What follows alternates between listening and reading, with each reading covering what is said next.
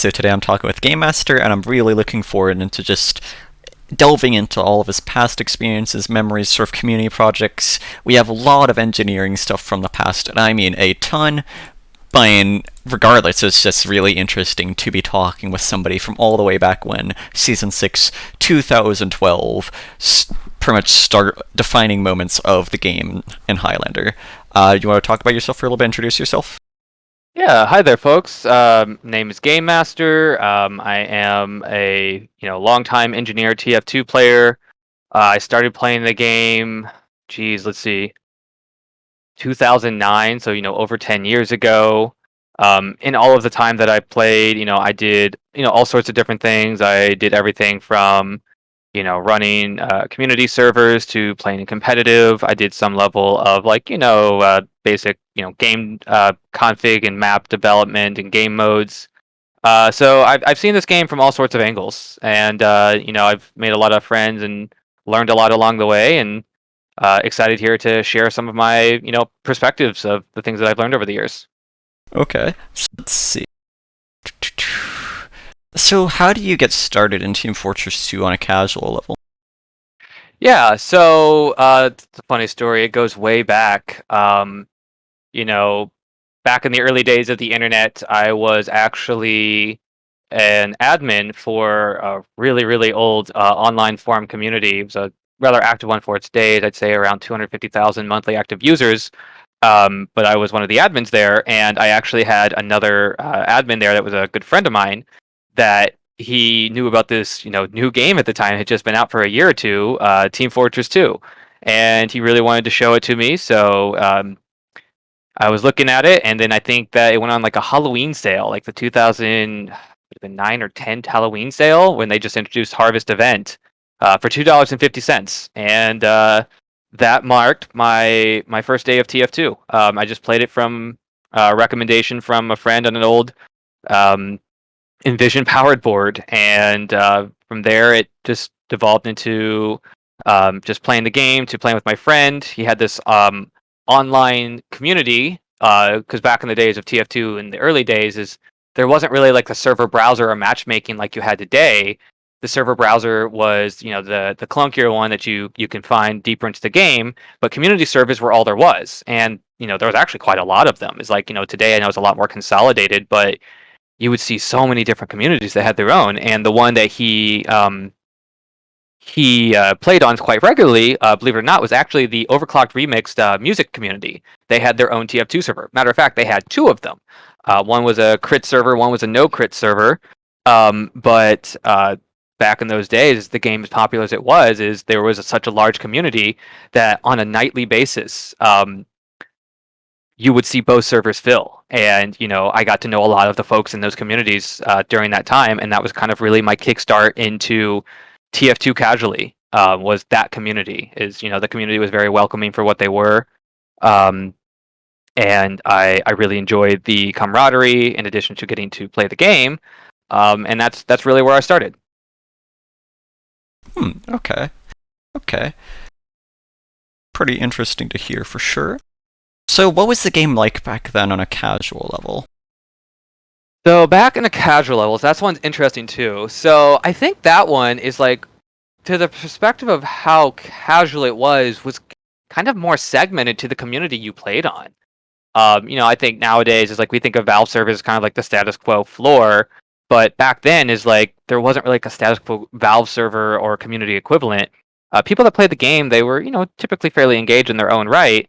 But each community, I think that because you played in communities, you typically played against a lot of the same players, and you learned off each other's nuances, but also it was more of a rivalry that was always going on. So on the more regular communities, like back in the old days, like you might have had some of those like mega servers, like I think it was like Night Team and Lotus Clan. If I don't know if those are Yeah, still the around. classics. I The think they are, classic. but like I think they're kind of like memed upon, or like they've been ruined by questionable adminship these days.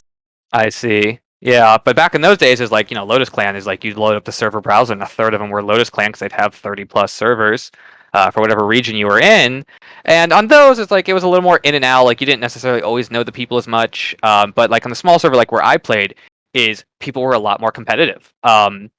funny story is later on, as I got into the competitive scene, is you would find a lot of people is like they started in various pub communities that they participated on, and usually there was like one or two people from that community would find their way into competitive and into the upper divisions. It's like they kind of, in a loose sense, represented that community back in the days where clan tags were still a part of your name, and usually you'd only see one or two of them. But what's funny is looking back at the history of the Overclocked Remix TF2 server set is we actually had a lot of players that ended up getting into competitive, and they ended up placing fairly high relative to those other communities. I think we ended up having, I think, 4 or 5 people that made their way into mid to high gold, and there was a couple of players that they weren't necessarily competitive players, but they were renowned for their class play. For example, if I don't know if this name means anything to you, the spy player Paranoid Drone was actually a regular contender of the OCR TF2 community. Not familiar with them, no. Do you have a profile for them? Yeah, let me see if I can. I'll get that one to you after this call. Sure. Yeah, I'll see if I can get that over to you. But yeah, no, it's certainly a lot of fun.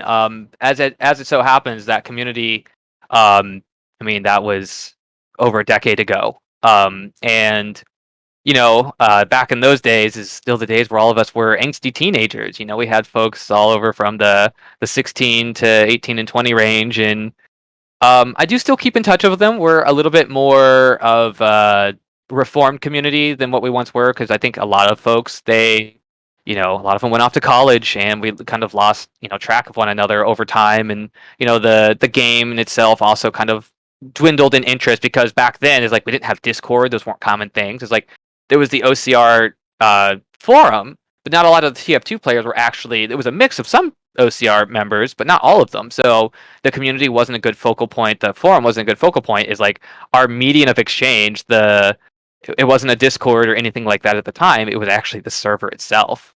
That's where the town square was. So after many years, I'd say 5 or 6, as the server was eventually taken down due to lack of interest.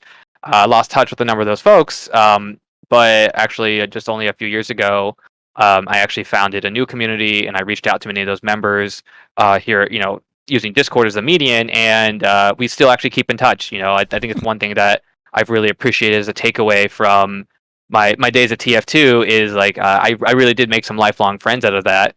And some of them have had influences beyond just being friends. One of them actually ended up helping me jumpstart my real life career, and helped me, get set up, moving across the country. And I've made a lot of really good companionship and relationships through that time. And I still keep in touch with a subset of them today through the kind of founded Discord community. We do still do TF2 once a month, but we've kind of as we're a lot older and we have less time to play than we used to, we tend to do more limited or less engaging activities, silly stuff like Jackbox or other stuff, but just to keep in touch and keep engagement with one another. Right. So that's like definitely something you look fondly back on. Yeah, definitely some good times. Absolutely. Really like life defining, even, right? Like them helping you get a job. Absolutely. Yes. No, it's like, it's funny because my history of, growing up is I grew up in a tiny little town in the Midwest, and there wasn't really a lot of opportunity where I was growing up. And there wasn't a lot to do. It was kind of like a smaller rural farm town. It's like, most of the kids, their pastime was by 14 years old. Most of them were, I'm not exaggerating, they were alcoholics. And it wasn't exactly, the type of lifestyle I wanted to pursue. So being the introvert that didn't really fit in with the community, I just played a lot of online games. And, my parents always told me is you can't play games all your life. You're not going to, it's not going to help you find a career. You're not going to do anything with your life. And lo and behold, one of my gaming friends ended up landing me my career. So, kind of a little silly aside there. Yeah, for sure. So what's the community that you found? Sorry, I think you cut off a little bit there. So what was the community you founded? Can you tell me more about that? Yeah, so the community name is actually called Victory Pit. It's a nod to the original OCR TF2 community, in that every time we'd ever play like a payload map or anything where there was always the explosion at the end, everyone would always they would jump into the pit post cap and call it the Victory Pit. They would shout it through the mic. And when we were talking about rebranding the community towards the end of the life of the original community, we were talking about what do we want to name this thing, and then the round had ended, and someone just shouted, completely non sequitur to the conversation. They just shouted "Victory Pit" as loud as they could, and we got a good laugh out of it, and then it stuck, and that's how we ended up with the name that we did. So it's an aggregate of a lot of the original members of the server back from nearly a decade ago. But we also make efforts to try and find how to engage new folks as well, people that have like a historical interest in the game or some of the activities or things that I've done. Like I've worked on like various things like alternative game mods for TF2, things like that. Um, it's a small little modest community, but it's it's of a very tight sect of people that I have a lot of history and a lot of pride in. Right, for sure. And how's that been going recently? Quite well. We had a bit of a lull early on, post the end of the TF2 server in itself. I think people were kind of burned out, as well as people just having um, gone off to college and starting their careers and not really having time for these types of things. But I think as people have kind of like graduated college and settled into their um, their careers, that they're finding a little bit spare time again, and they're coming back to old habits and getting to see some old faces. So I'm very happy to have been able to um, provide a space for people to congregate once again that remember each other from way back in the day. Because, like I said, the server itself was the town square, and in absence of the server, there's uh, a new kind of town square that needs to be more accessible. That's not necessarily just the one game. Right. Things like that. So what would you describe the town square as of sorts in the present day? Just people sharing, what it is they're doing. It's like some people like they take it a little easier now. It's like playing what games they're playing, maybe like things going on in their life at a high level. Like some of our angsty teenagers from back in the day, they're parents now, and they share sometimes experience just like the games that they share with their little ones, or what they're doing in their career, things like that. I gotta imagine it must feel like wonderful to just see everybody you knew grow from back then. Yeah. Absolutely, yeah, it's definitely Be there for it.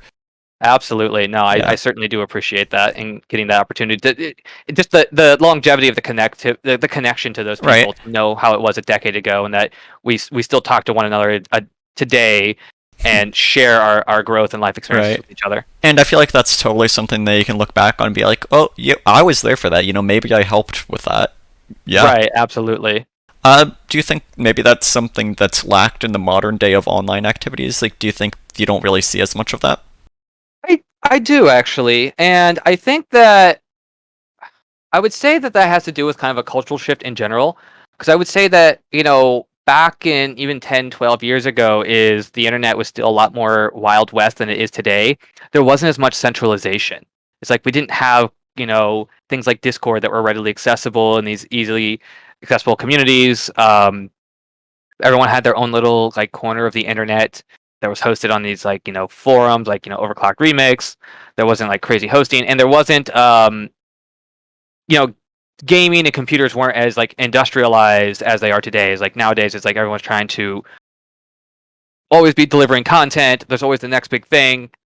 There's always the push to have user engagement, even if that engagement is degraded. So I find that sometimes maybe people, they aren't really, the way that they're able to engage with each other isn't as bonding as it used to be, because it isn't the same group of people, because there's just so much push to always do something else or be engaged or do this and do that. Like think matchmaking in Overwatch is a great example of like what made Overwatch tried to be that TF2 successor, and why did it fundamentally, I think, like fail to be the proper successor, was that like TF2 is like the way that the game was played, the way that you participated with the server browser and finding your community. It was a lot different than like Overwatch, where you're just thrown in with random people, and then it's kind of a short game. You don't really get to, everything's taken too seriously. Where even TF2 back in the day was a game where it was still silly, and it wasn't necessarily having to be serious all the time. But there wasn't things like rank and things like that. It's just like if you wanted to go play competitive, you went to a competitive community sponsored league. But if you just joined a server, like you had fun. So kind of like a town square, so to speak. And that sort of like the lack of that sort of just like scares people away, right? Like it hurts the development of just like those meaningful connections, because it's just constant drifting. It's just another name. Exactly. It's kind of drifting, or kind of like a sandbox environment. It's kind of like a slightly more glorified, say, like Minecraft experience, where I think that nowadays is that a lot of why it's done the way it is today is it's just trying to drive user engagement. They want to get those monthly active user numbers up. That's all they care about. It's not about selling the game. It's about keeping engagement and keeping people doing um, transactions or following their favorite streamers and like the merchandising. TF2 and how Valve, I mean, even how Valve runs TF2 today is like they never really did that. I mean, they did like their TF2 economy, but even that was kind of like a more experimental sandbox. And when I started the game, like the economy wasn't even a thing. There wasn't even trading back when I started. But Valve did it kind of as an experiment, and it wasn't kind of this formula like it is today with most games. I see. I see. Yeah, it was just a lot more like hands-on per se. Definitely, there's a lot more hands-on, and I think the other aspect too is, in addition to being hands-on, is that the community was empowered. Is You can make your own content. You had the developer tool, so we always had like somebody would make a map, and we get to play the person's map, and they get to be on there with us. We get to interact with the map maker. So that also was kind of another type of a bonding experience. People could enjoy, like they could bring in the things that they liked. They could be contributors, and you got to really interact with these people at a more personable level in your own communities, which is something to this day I still don't think Overwatch has anything like there's no map maker. Like I have like the custom script modes or whatever, but still the matchmaking, the lobbies and everything, um it doesn't really grow that same type of sense of community that we had back then. Right, right. Okay. So, how did you initially get into competitive? So this is a really funny story. So my original intention was never ever to actually participate in competitive. And it's the reasoning behind it was kind of that I never really believed that, for one, I was kind of cut out for competitive, but for two, that my mentality aligned with, competitive play. As I always assumed competitive to be this really rigid, understand a meta, be the absolute best mechanically, and like there's just like no room for foul play or anything like that. And that's not how I really played the game. Is always how I played the game is I was kind of like uh, I like to play more like a chaotic role, which is to say, like I would do things unconventionally in the community server that I played on, and I would do like silly antics in order to kind of like corner or trick people. Back in the days of before engineer had the unlocks to even like move buildings, I was still the type of person that would build like on the top of mid and fast lane or in the rafters of nucleus because nobody expected that, especially when you couldn't move buildings or you didn't have the wrangler to explosive jump as like it was a trickster play. But that to me, it felt like that fundamentally misaligned with competitive play. And the way that it ended up happening, that I ended up actually getting on a competitive team in the first place, is I actually knew the Steam powered user forum moderator, Genobi. And Genobi had a good friend, a medic main, in a Steel UGC team back in like season 6. Yeah, season 6 turns of enrampagement. Terms of enrampagement, actually, that was a different team. That Huh, team okay. was one that I ended up mentoring, I believe, some seasons later. But season 6 would have been the Wild Party. And what had happened is they were a Steel team back when the days where the league was actually so big. Is like there used to be, I think it was platinum, silver, there was no gold, and there was steel red and steel blue, and then there was an iron red and iron blue. There was just so many teams. So like they had to actually, I think it was like 64 steel teams, so they split them into a red and blue division. But Oh, despite having such a high amount of players and teams, they were struggling to find an engineer player. Midway through the season, their engineer had left the team, and they could not find a replacement. And what ended up happening is Genobi, who knew this, he had come across me and had known that I was an enthusiastic engineer player doing kind of like the silly, unorthodox things that I like to do. But he saw that I had a predisposition to enjoy the class. That was something that was not common in the league at the time. So, despite the fact that there were so many players, nobody wanted to play engineer for the team, and especially mid-season. Everyone had already committed to their team. Um, he suggested that I play for the team.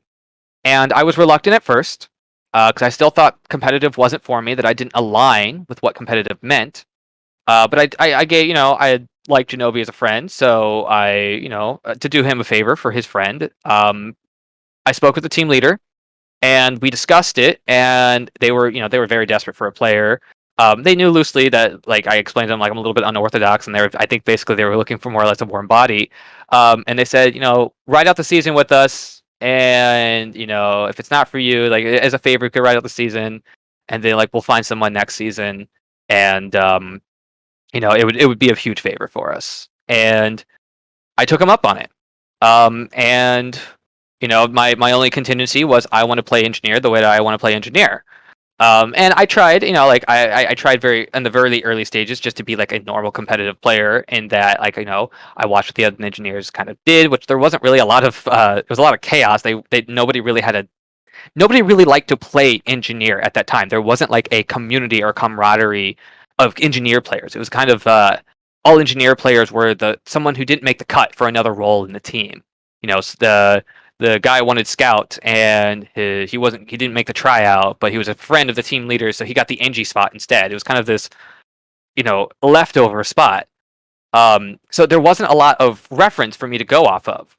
And I tried to play it fairly standard, and maybe take a little bit of feedback from the team, but candidly, is not a lot of people understood what its potential was.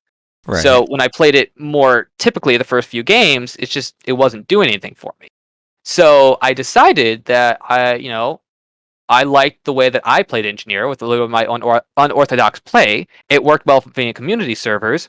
So for the hell of it, I decided let's go ahead and give it a try. Like I want to play it my way. And I played through the season, and I did I definitely did some things that were absolutely unheard of for the time. Is back in the days before engineers had wranglers, before they had movable buildings. Is like you saw engineers play either very passive or predictably, but like I was the type of person is like you would find a game where the engineer had managed to build a leveled sentry on like the enemy's China on viaduct. It's just like it was why was that person there? How did they get there? And that was kind of the early stages of it. But those are the types of things that I would do early on. And I had a strategy about it. It wasn't just something I did unconditionally and of no interest to my team. Is like I made sure my team was accommodated with their teleporters and the dispensers. And I know that if I did the strategy over and over, that eventually people would catch on. It would become ineffective. So it was something I would rotate in and out. But it was fun. I enjoyed it. And the team, we did moderately well. I think I think every season I played with that team, we ended up being like top 5. And this was back when the rosters were 32 for a division, so we were doing pretty well for Wow. ourselves. Yeah. But at the end of that season, I talked to the end of the season went, and then the next season started up just a few weeks later, and I got a message from the medic maiden, who was the team lead, and he asked me, he's like, "Would you like to come back? Would you like to play with us again?" It's like we really enjoyed having you, and contrary to my original hesitance to do competitive, I realized I actually really liked playing with that team. Despite winning or losing, when the team lost, people were still, good to one another. There wasn't a realm of toxicity. When we won, everyone, we enjoyed and we celebrated the victory together. But there was just a sense of camaraderie that I appreciated, that I felt similar to like the pub community that I played on.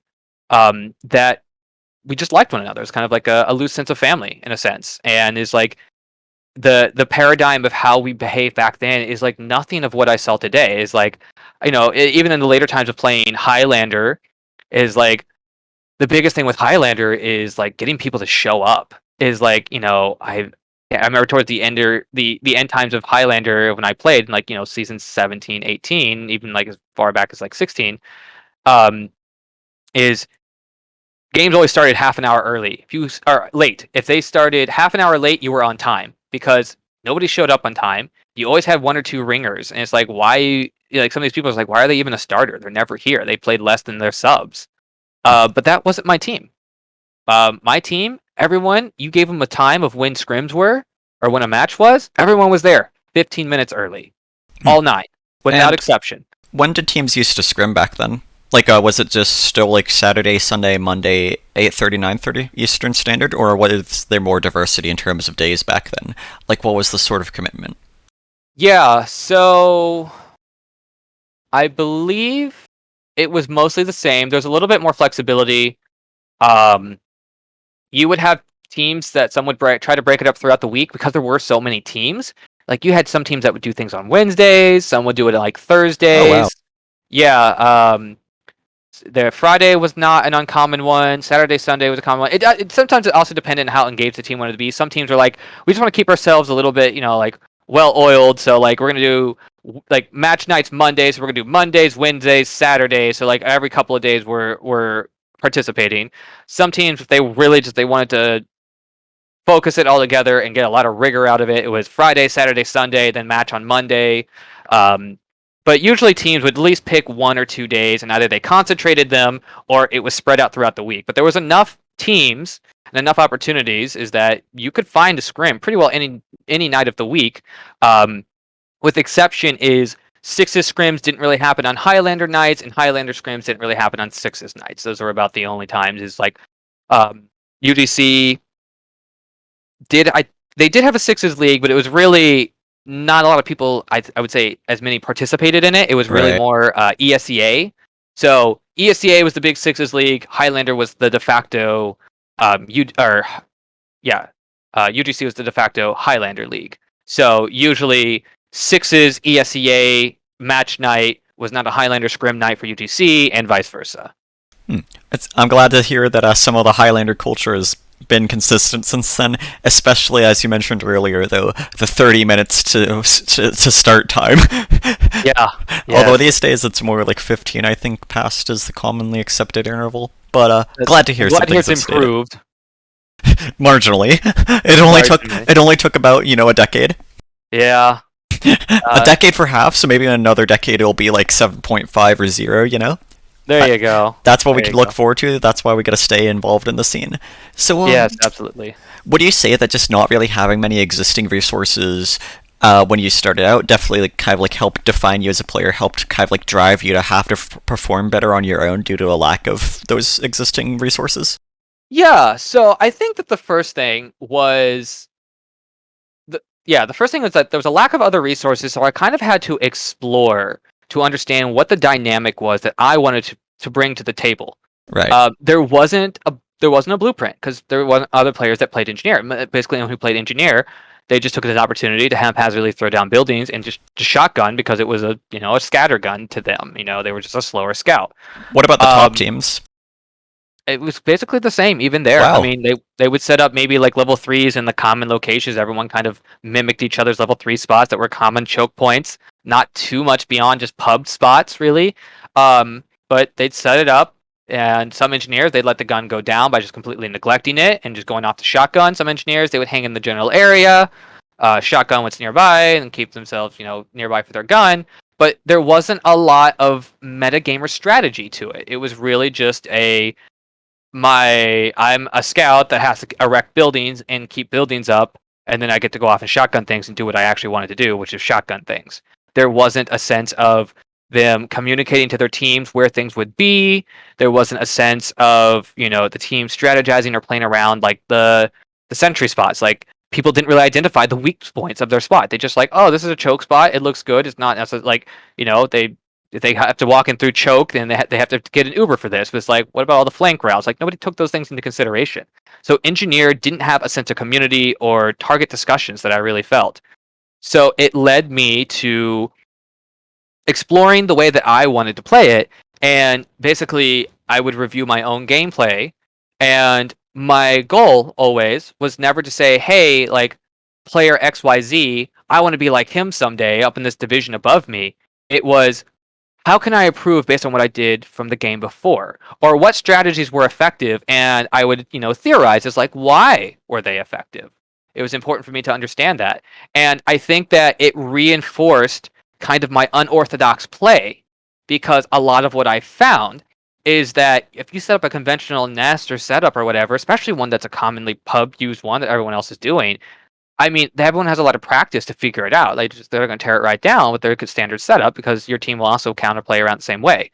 So with the team that I was on at the time, I had a lot of appreciation for them, and they were very,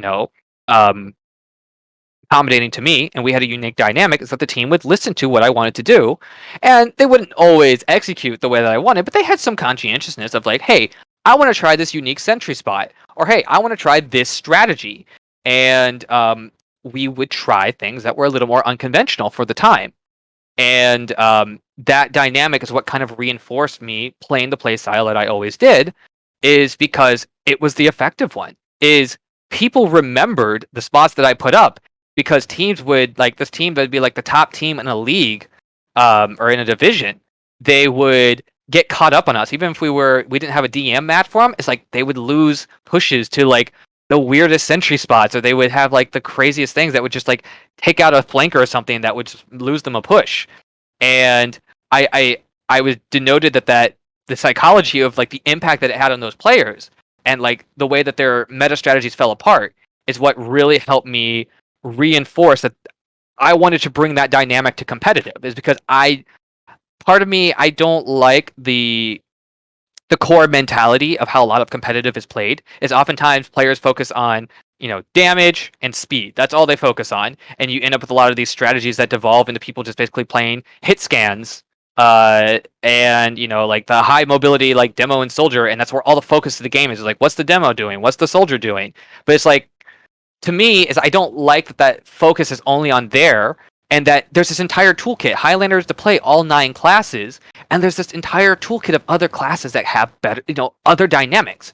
And you think about spy being the psychology class, which is like, is that person a spy? Is the spy behind us? They have Invis Watch, but it's like an engineer was just thought of this like lackluster utility. It's a dispenser and a sentry gun that goes down. But it's like, for me, is that a well-positioned sentry has a lot of power dynamics. This is like, we're talking the days when the Wrangler and the Rescue Ranger were, even before the Rescue Ranger, but even with its introduction, there was a time where the Wrangler was crazy overpowered. It was before it had nerfed repairability when the shield was up. So you basically had a 600-700 health gun that you could heal for 200 health per second, give or take, with your wrench. And depending on the dynamics of things you could do, is you had a crazy powerful toolkit that nobody thought to take advantage of. And the way that I think about it is like, think of it this way: is like, what's one of the biggest counters to a sentry? One of the biggest counters unconditionally is a spy, his sapper. Yep. But the moment that you put a sentry on a high up ledge, especially using explosive jumping to get there, if you don't put a teleporter up there, you have literally negated one of the biggest counters to that thing. And now the enemy team has to concentrate an insane amount of damage on a well-maintained gun that's, swapping between wrench and Wrangler to keep that thing up. And then, like, you've changed the whole dynamic of a game where the entire enemy team is focusing on speed. You have stonewalled them. And to play competitive is to be the best at the game using all the resources available to you. And I believe that was something that should have been exercised more. To like, in a truly competitive game, everyone should be doing this. Right. But conversely, people hated that, because it slowed the game down and it made them had to focus on something that basically, by virtue of the meta game, people ignored because it wasn't fun. Nobody liked it. So like, it was like almost like a gentleman's agreement to say like, we're not going to explore these mechanics of the game, but hey, it's competitive, like it or not, we're here to win. And if I can stonewall and kill your momentum and give my team the opportunity to get their grounds or take advantage of a sentry getting a cheeky kill, then that gives my team the upper hand. So I feel like I was kind of this anomaly that, I like gave a foundation to the concept of that the metagame is more than just speed and damage. It's also, like psychology, and the counter of how do you combat speed is you just use stonewall tactics to slow the game down to give your team the opportunity to get a foothold so that it doesn't become a steamroll. So it was very controversial. A lot of people did not like it. And go ahead. Did that more philosophical approach to the game, like that sort of philosophy mentality, ever really catch on, or is that something that you saw just kind of die out?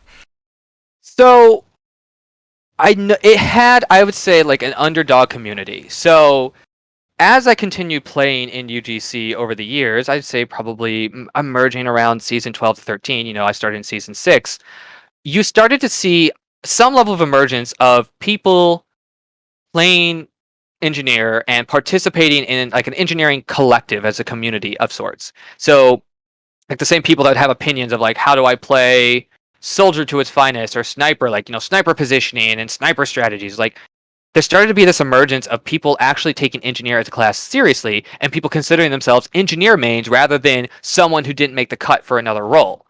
Hmm. And in that time, I had a couple of people that they would certainly reach out to me, and they would discuss with me like that my play style, it had notoriety. Not always good notoriety, but for the people that appreciated it, they would reach out to me and they would discuss with me kind of some of my engineer philosophies. And I would say that as engineers started to have this emergence of a community, I would say there was like probably like 15 to 20% of the community kind of embraced the theoreticals behind what I did. Perhaps not the exact play style that I had, but kind of some of the psychology of engineer.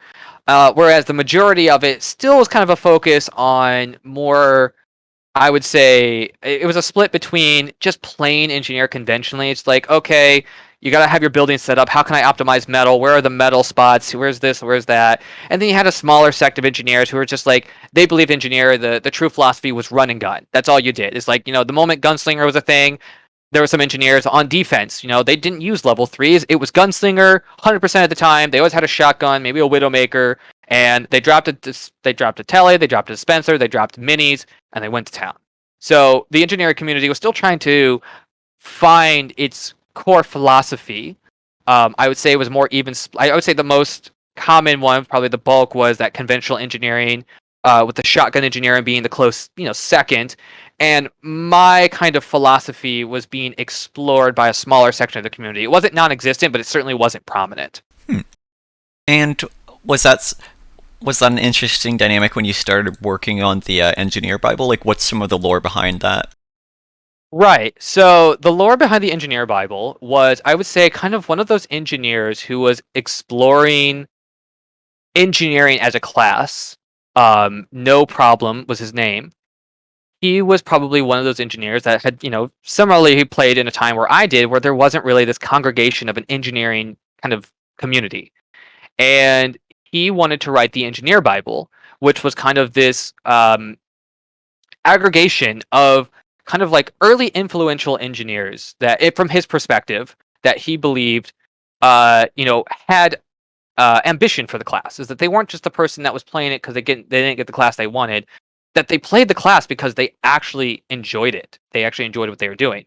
So he was the main author of the article, but he actually came to me and had some discussions with me, and I helped with some of my attributions to the Engineering Bible, and I kind of focused on the concept of the psychology play of how you played engineer. And it was, something that I've touched on a couple of times, especially later in like articles that I wrote as well. But that was like the very first time I think it was really like put down on paper. This concept of, exploring your class, and not just exploring the mechanics, but the psychology of it, which is something I think previously was not as well exercised in the TF2 community. For most classes, it's like the only Right. other class that maybe talked the psychology of their class was probably spy players. Nobody really thought about, you know, taking the concept of the psychology of what your class is doing and the social aspect of it and apply it to something that wasn't spy, especially not engineer, who didn't really have even a non-psychological or mechanical community congregation behind it. And it was really cool to just sort of like be a part of that, sort of help that sort of sense of class identity develop. Yeah, absolutely. I think that part of me wanted to that aversity to joining competitive because of these pretenses that kept me against it, saying that like, no, I'm not cut out for competitive because I don't share this mentality. It For me, it was kind of the dawn of saying there is something here, and kind of being anti-meta in itself is like a meta game. So like the meta of the meta, being anti-meta is like, sometimes a play that you make by the numbers, if you were to deduce it into numbers of like how much damage am I putting out, how much time have I stalled here or there, it's objectively worse in that regard. But the subjectivity of well, what happens to a player that chokes on this play or this decision that I make, and I make them misplay? There's a subjectivity there that, because you can presume a player's mentality, if you subvert the mentality with your own sense of anti-meta play, you have a more effective strategy. And it becomes the psychological game of kind of evaluating your opponent and seeing like how rigid they are and what their behaviors are and whether or not you can counterplay those behaviors. So part of the my attributions to the engineering Bible is I really liked being able to share that, and I think foster some level of growth in that mentality and making competitive more competitive because we saw that play.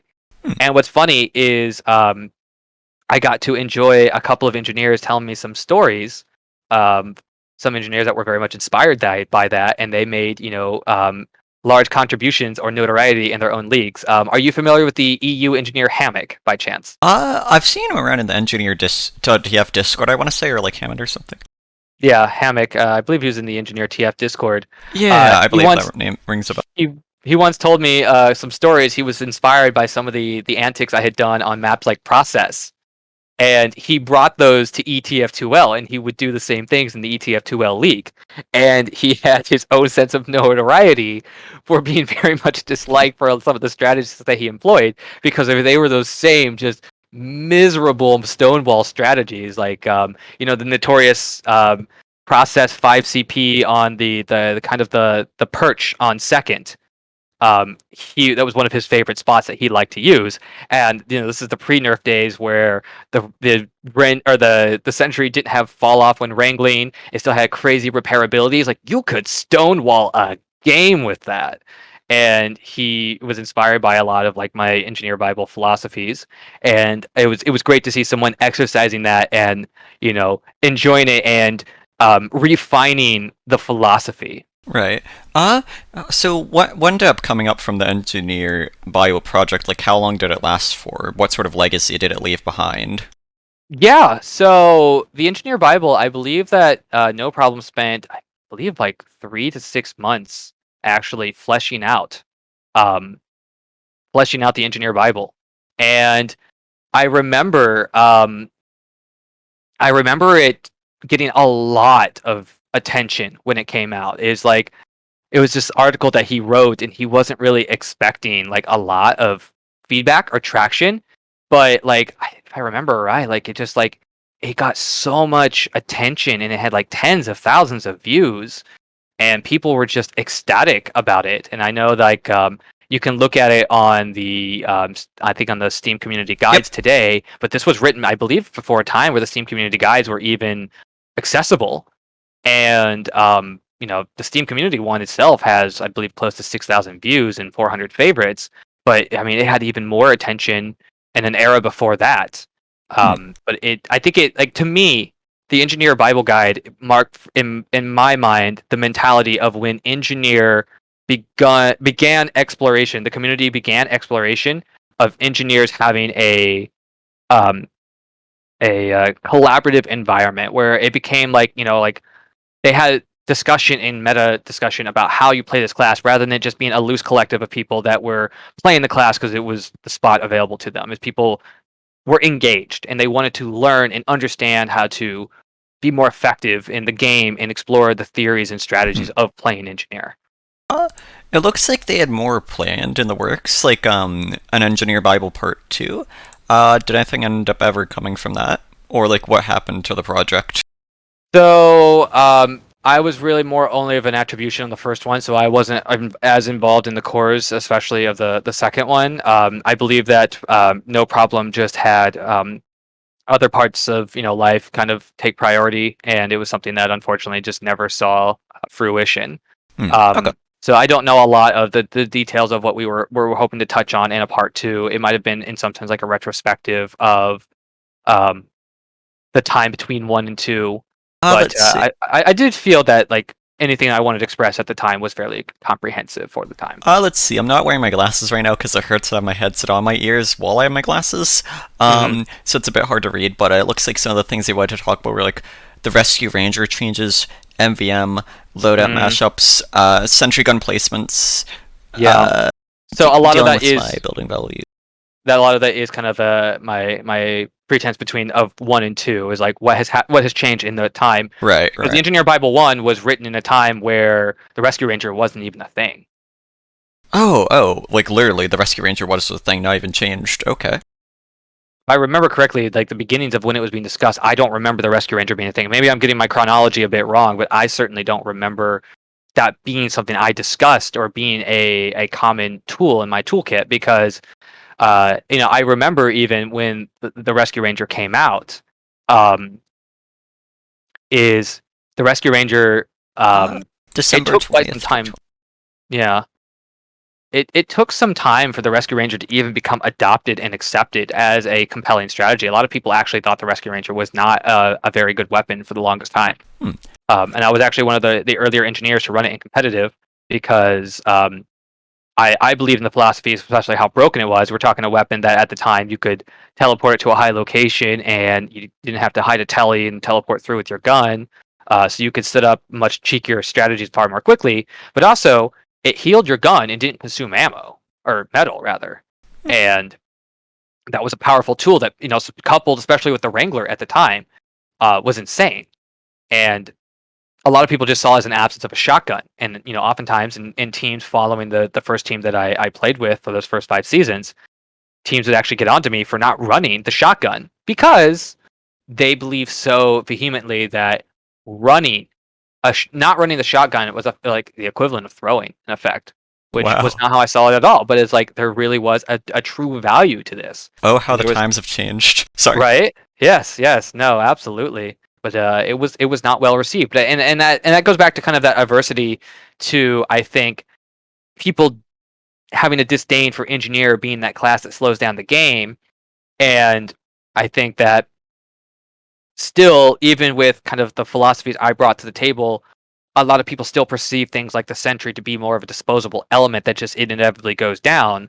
Whereas I saw it as this entity that, if properly uh, cared for in a competitive environment, that if your team plays around it appropriately, you position it correctly, is that you can keep that thing up indefinitely. Is like the amount of healing capacity and team play to your vulnerabilities is like you can stonewall the damn thing. And like there were plenty of examples where that was true when I had teams support me, and a lot of it really came down to the team support, like whether or not the team supported the engineer. And a lot of that, like you could see that in the very early days, the teams that were more willing to play with their engineer were more accepting of his loadout, and they might have been a little more accommodating to him running the Rescue Ranger. But quite often that wasn't the case. Okay. And did the groundwork you laid with the Engineer Bible, like, did it inspire sort of like the big names that you would see covered in something like Equality 716's article? 72521's article. Ugh.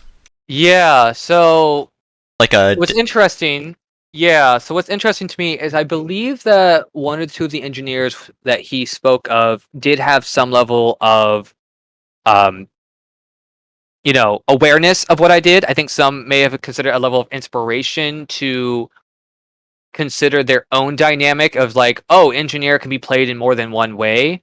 I don't know if any of the ones in Equality's article were explicitly inspired to kind of emulate what it is that I did. And but to that point, I feel like Equality's article does a good job in highlighting all of the different playstyles and the fundamentals that people popularized playing engineer. And I certainly, find that I inspired a particular type of dynamic that may have inspired other people to find their own dynamic. But I think that his article does a good job at finding people that each had their own kind of um, foundation that they brought to the larger engineering community, and you know either popularized or were just a good representative of that type of play style being executed well. And how did it feel to be like this huge source of inspiration that gets covered in so much detail in his article?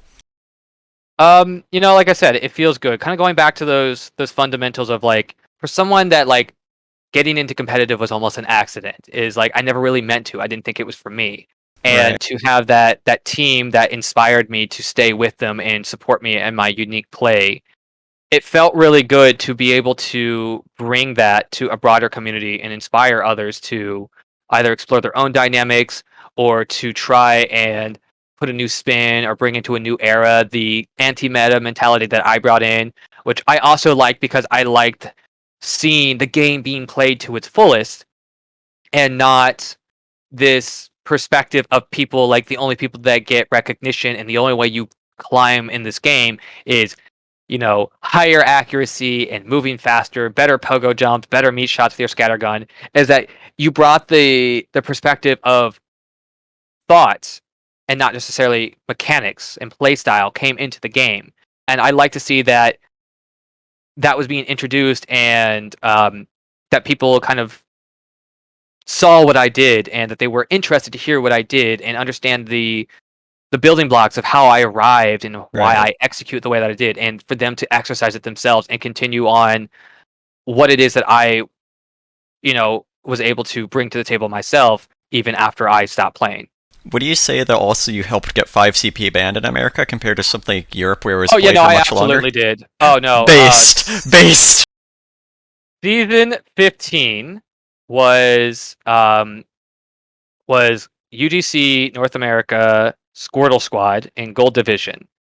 That Gold Division was the fiercest uh, season I had ever played, and it was an interesting dynamic because that was the season that UGC, I would say against better judgment, listening to Plat Council, they'd forced round robin, and this was still at a time where there were a lot of very, very capable contending teams. So round robin artificially limited Platinum's division to 9 teams, which meant that I would say, to be completely honest, they were 17 or 18 teams that qualified to be Platinum. And by artificially limiting it to 9 teams, you put 9 very capable Platinum teams in gold. And as a result, it kind of had this kind of negative cascading effect where the gold teams that didn't want to get sandbagged, they moved to silver. The silver teams that didn't want to get sandbagged, they moved to steel. And honestly, I would say it's not a turning point, but it's certainly a focal point in, I would say, some of the decline of um, growth in the league. But getting back to it is season 15 was fiercely competitive. It had a lot of eyes on it. I think there were almost as many, if not more, people that actually watched Gold Division that season than Platinum. Because Squirtle Squad, which is the team I was on as engineer, we went against John Madden, and the fights were fierce. Every play was action packed. Numbers were insane. People were just like, all of all the names is like, to put it in perspective, Sneaky Polar Bear was our demo man for the season. Okay. People know him today as Jake, the Houston Outlaws Overwatch League player. Overwatch! Overwatch, yes. Also, I'm playing your thing in the background, the finals. Yeah, wow, that is some interesting gun placement. Sorry, continue. Yes.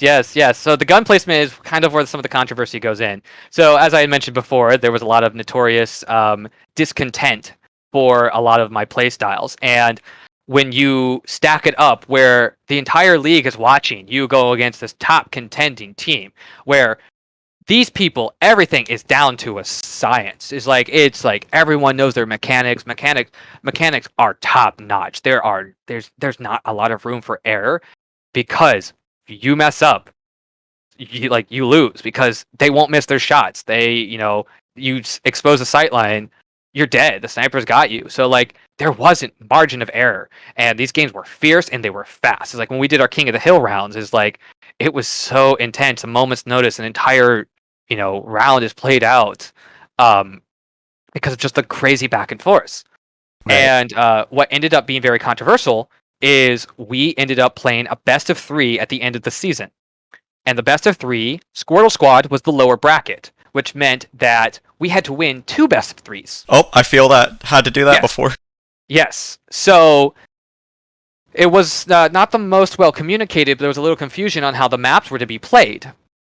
And I believe it was like some sort of pick ban style of how the maps ended up getting decided.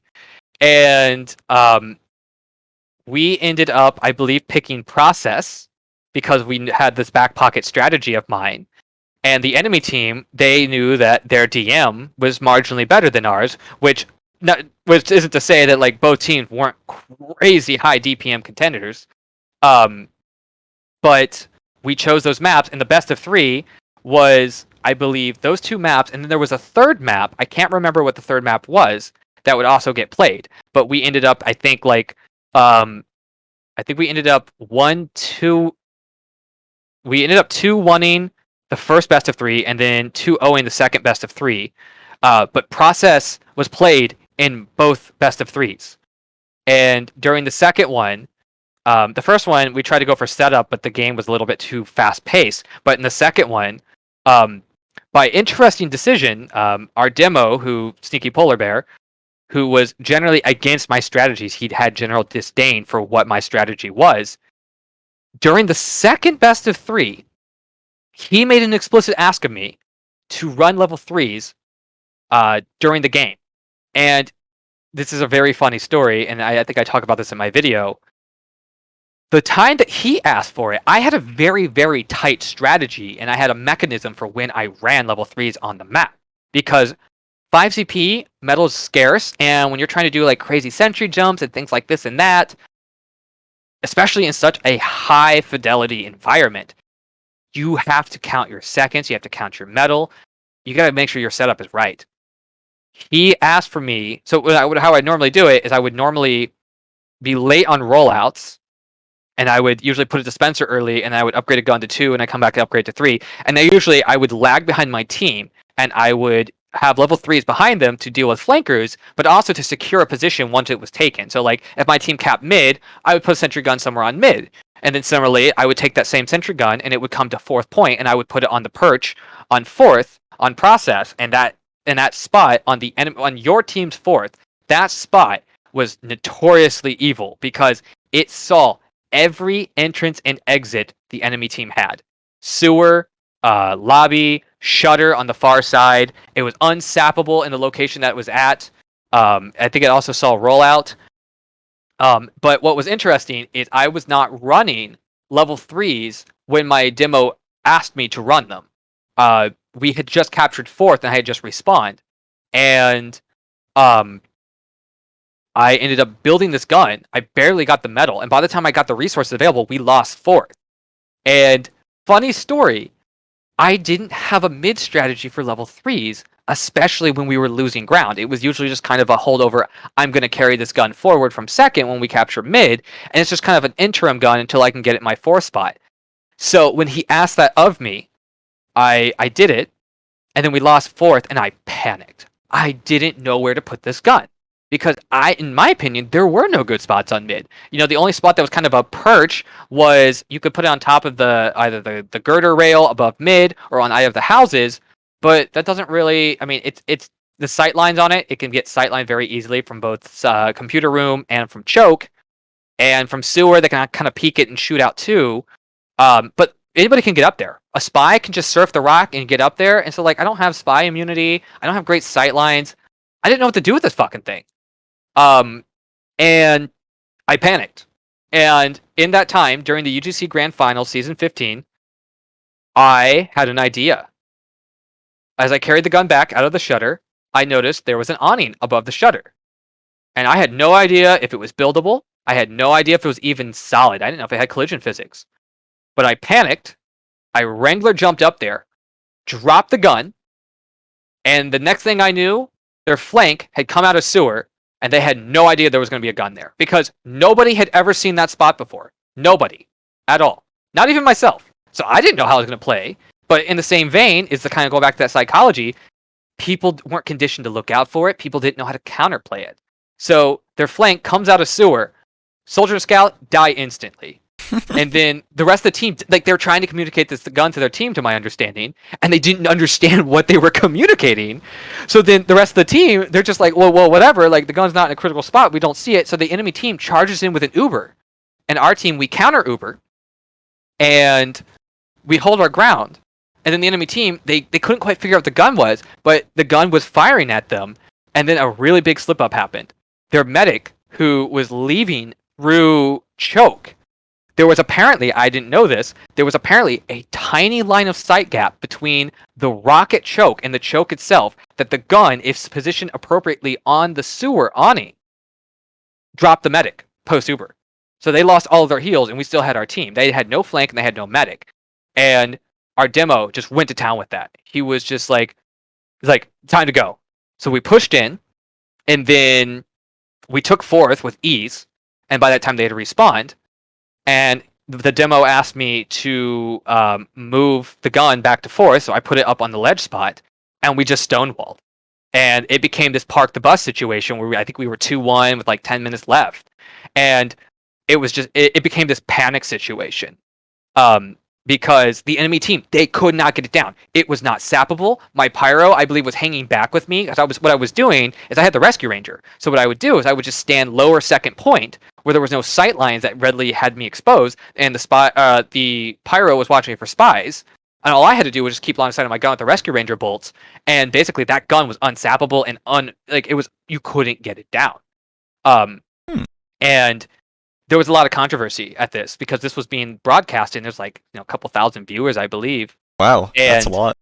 Yeah, it was a crazy amount, and people were just livid. They were just like, in fact, one of the things I wanted to put as a description tag on my medal after I won the season, someone literally put in the chat, "Don't let Gamemaster get a first place medal," because they were like, they hated it. They just like there's just this community of people that are just like all mad about it, and they hated what I was doing to the game.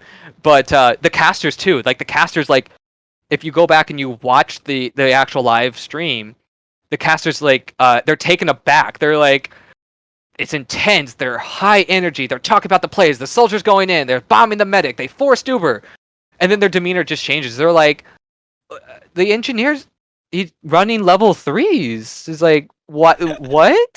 And then they're just like, there's the level 3 sentry on top of awning, and it dropped the medic, and then they're just like, level 3s. Like they didn't know how to respond, and it was such a focal point. Is like it was a known unpopular strategy, but basically what ended up happening is the gun, like on fourth, it just held there, and it was just this gridlock, like 2-3 minutes of like almost no activity.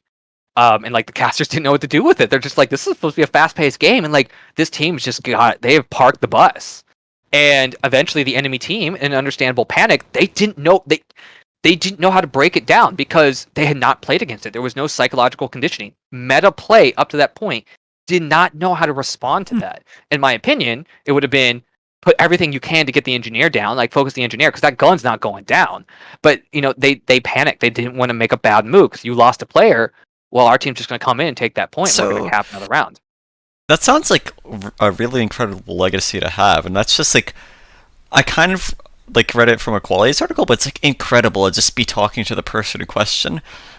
So why do you think that just isn't remembered that much today? Like, why do you think the legacy of all these amazing engineering things just aren't remembered that much?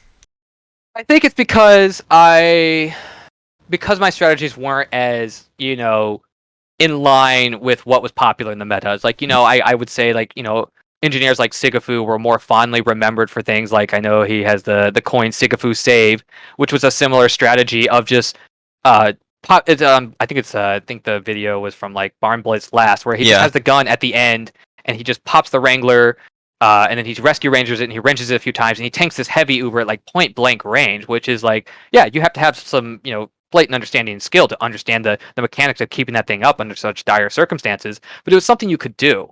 But there was still plenty of gaps and vulnerabilities in it. Like it was a ground gun. It could have been sapped. There's plenty of other opportunities. But Sigafu was also known to be a pretty heavy DM engineer, and I think that people just more positively regarded Sigafu, and because of perhaps some of my controversies. Because remember, like as you said, like I'm kind of known for getting 5CV taken out of rotation. People like there's a lot of that's a legacy right there. Right. It's more infamy than fame. But my strategies were not as commonly practiced, and they were controversial and they were considered unfun to a lot of people. But again, it's like competitive is about playing the game to its fullest, and winning is like competitive can be fun, but sometimes it's gonna be hard. It's gonna be work. So I think that it wasn't as well regarded just because a lot of people didn't like it. Okay.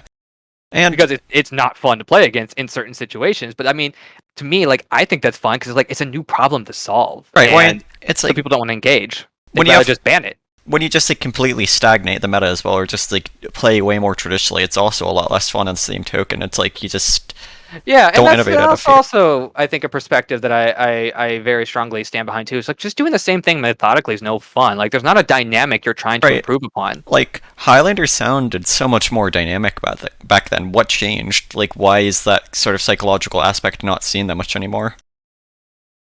I think for one is like there's just not as many teams anymore as like we kind of said is like people have had their heyday with TF2 is a lot. I probably just as many retired players if not more than people have participated in the participating today. Um, there's also a lot more establishment. As like I said back in season 6, like Engineer himself didn't have a community behind him exploring the Right. class. There was so much untapped potential in the game. And nowadays is like we see a lot more of it. And I think the other dynamic is too is that the game has undergone a fair amount of balance changes for one to I think reinforce certain dynamics. Like for example, Engineer was not tuned in my opinion to be an expedient class. Engineer was basically like people think of heavy as kind of a pseudo tank. Engineer was the tank of the old days. The guns at the capacity that they could take damage and mitigate damage and have their Wrangler and the Rescue Ranger and this toolkit and all these things. Engineer was the Stonewall class. But today they have mitigated that and they've moved Engineer into being a more fast acting dynamic, even amongst his own class, things like level threes, by the things that they've changed. Engineer moves faster when he walks with buildings. The Rescue Ranger takes less metal to rescue range something.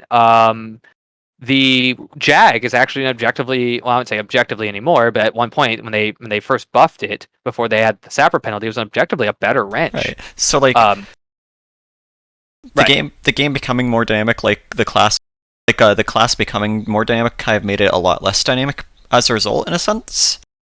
I would say that honestly, Engineer became it's probably slightly less dynamic because they've curated speed into Engineer. And that is what is the most supported strategy. Is like mini sentries are speed with no time or someone that's a roamer. Whereas like if you want to be like an expedient engineer that sets up today, it's like, well, you can move faster carrying buildings, metal can be a little bit more abundant in Right. certain situations. And And like guns are more disposable. Like I would consider like a level 3 in my time is like you I would expect my team to die for my gun to stay up because that is the be all to end all. But I think of like how engineering be played today. It's like, you put a gun up, even if it's in a cheeky spot, the gun's disposable. Your team, it's not worth your team dying over anymore. It's a mitigation to the enemy team. But back in the times before those types of changes, like gunmetal and so forward, um, that gun was the lifeblood and the backbone of a stopping point of a place of defense. right. And I guess like 5 CPU not being in rotation kind of caused those as well. Like, would you say in a way, like, even though it could be still made, it just really like hurt the meta development of the game, or like the possibility for dynamicism? I think so, and I think that touches on a broader point of like kind of some of the mentalities I still dislike that I see in the competitive communities today. Is that if again, playing a game to me is exploring all the mechanics to their fullest and capitalizing on someone that is a truly competitive player in my mind. They can look at any game mode, they can look at any class, and they can be on their feet and they can develop strategy and they can iterate and they can counterplay it. And back when I played, when I first started in season 6 we had CTF maps. We had CTF, 5CP, attack defense. You saw lots of things like Gorge and Gravel Pit. And you would see, in fact, they even sometimes would introduce, like every now and again, they'd introduce like a custom map for each season. PL Waste, which is kind of like a tug of war map. You saw all of these game modes played, and you saw the teams of the day. Everyone has a game mode they don't like, but everyone played to their fullest. They developed strategies, they could develop counter strategies, and people adapted. And I remember being a part of that myself. Is like how I would approach playing an engineer on CTF is fundamentally different than how I would on like attack defense on a map like Gorge, or how I would on 5CP. And I'm disappointed to see that we now are in an era where this game has introduced more maps and there's more opportunities and there's more things for the competitive community to explore to capitalize on their dynamics of exploring and bettering the competitive aspect of being on their feet and understanding and trying to develop strategy on the fly, to reducing the game to this tiny pool of maps, only the things they consider to be acceptable, rather than the game itself being available to them. It's Right. like I have this whole game to them, and they're playing what, not even 10%. Do you want me to run down the map pools in modern day for an A? Yeah, that Okay. could be fun. So here's what you got. You got Koth Product, Koth Hmm. Astral, Koth Lakeside, CP Steel, Peel Upward, Vigil, Swiftwater, and there's a refresh project. Sometimes they make minor changes. People flip out even over that, like Yeah, minor that has gameplay changed. changes, and that's fair. But apparently, that's been exactly what the map pool has been for like. I don't even want to think about how long it's been that way for an NA, at least since like I want to say season 4 or something. And all that Ah, changes is Cascade and Lakeside, the two King of the Hill maps, rotating in and out every season. With sounds so lifeless to me. It's like yeah, when I played, you never had a same map season over season. Every map would change, yeah, this map and it's the yeah, same seasons rather. that sounds miserable. It's like there's so much of this game, and there's so many opportunities and great things to play, and we limited ourselves because we have disdain for play styles, or we don't want to be adaptive. We want to do the things we're comfortable with. It's Like like we I want don't the same know. we want the same experiences, right? Like we don't want to actually have to do something different. Right, and it by the way, it amuses me that CP Steel was the one map that remained as attack defense, as back in the day, Steel was the most notoriously hated map because of how difficult it was, and yet it was the one that survived. But no, back in my days, like um, you saw like maps like CP Fastlane, Freight was played. You would see CTF, Turbine Pro in a later era, Double Cross.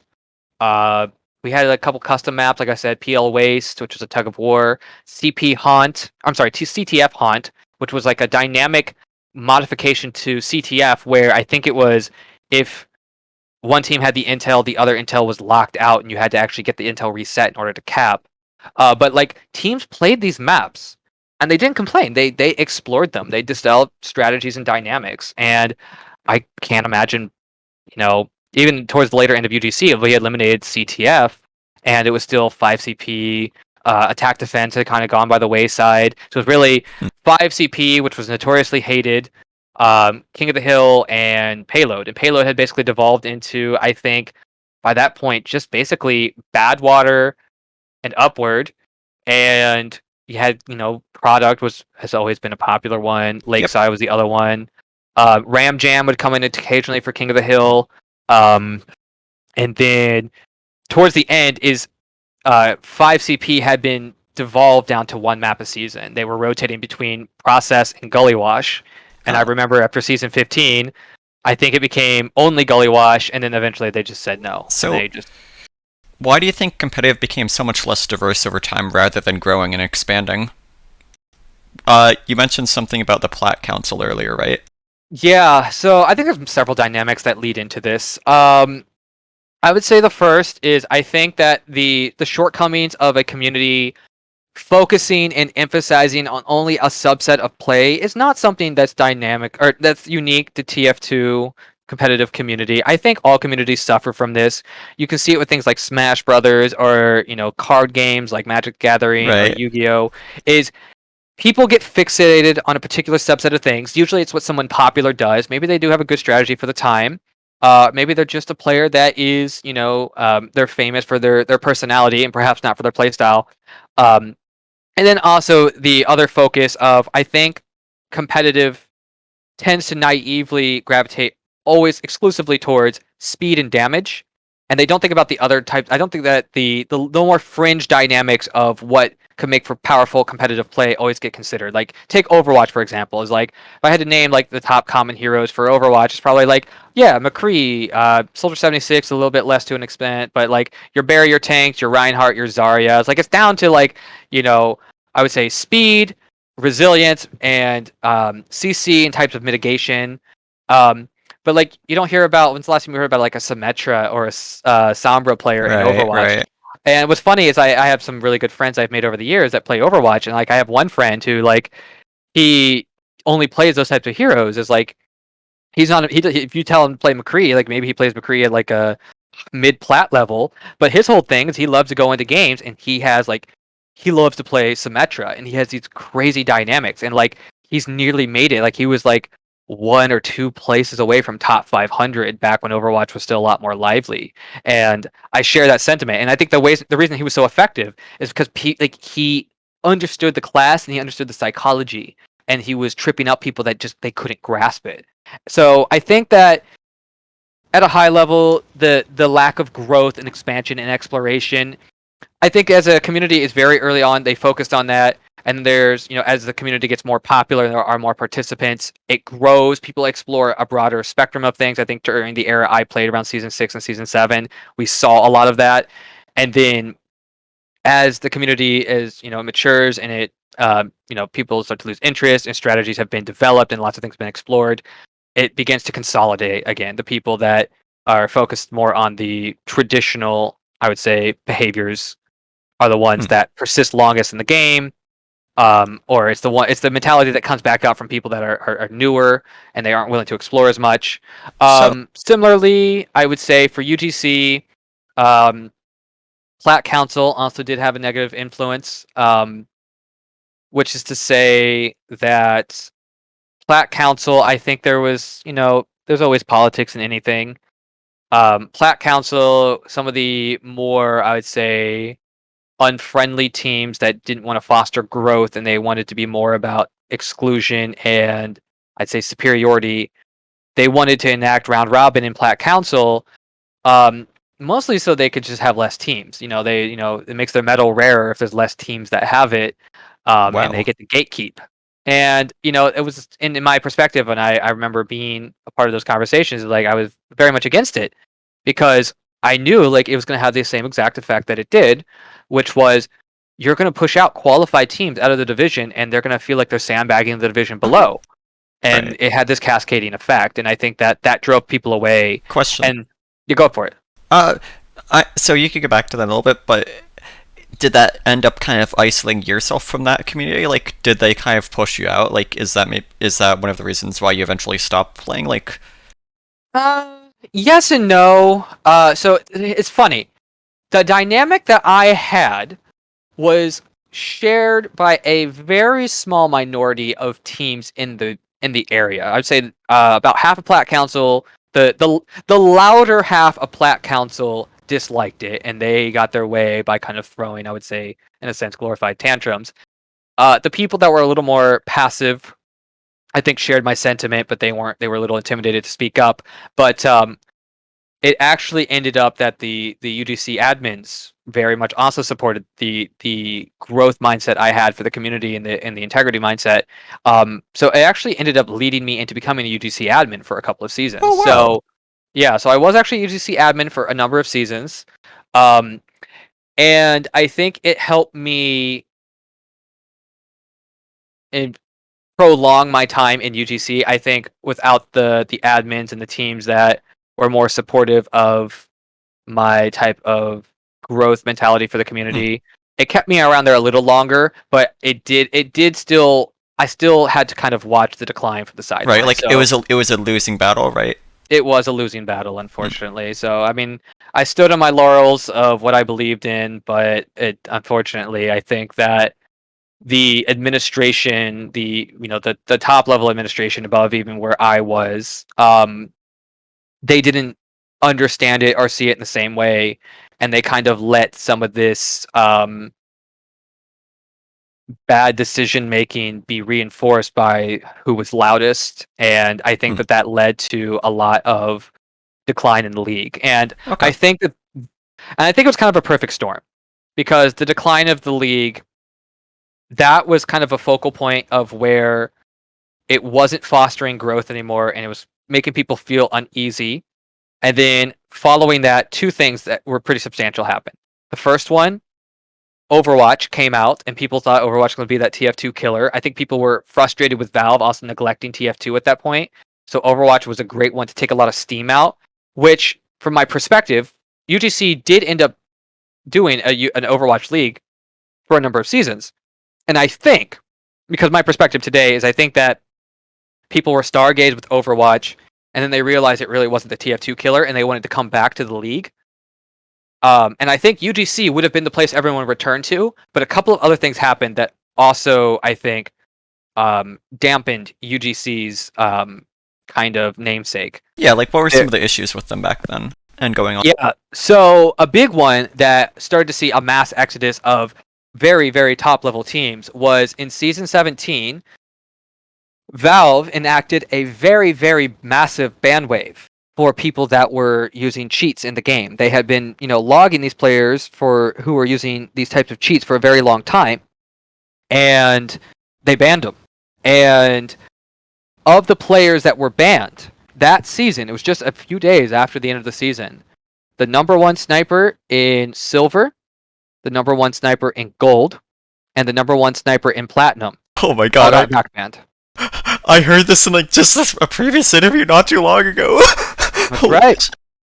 And it really, really just took a lot of faith out of the players that they were there to play to be the best and to play the game to its fullest, and they wanted to win or lose, sportsmanship. But to these top teams, to whether knowingly they had a cheater or not, it was still just something that nobody wanted to continue to participate in. Right, and go ahead. I was going to say, was this a lot of the people who do genuinely care, who had the growth mentality? Is that kind of what resulted in a shifting tide? I would say so. I think a lot of the people that had the growth mentality are the people that were, I could think of the top teams in Platinum that basically left after that.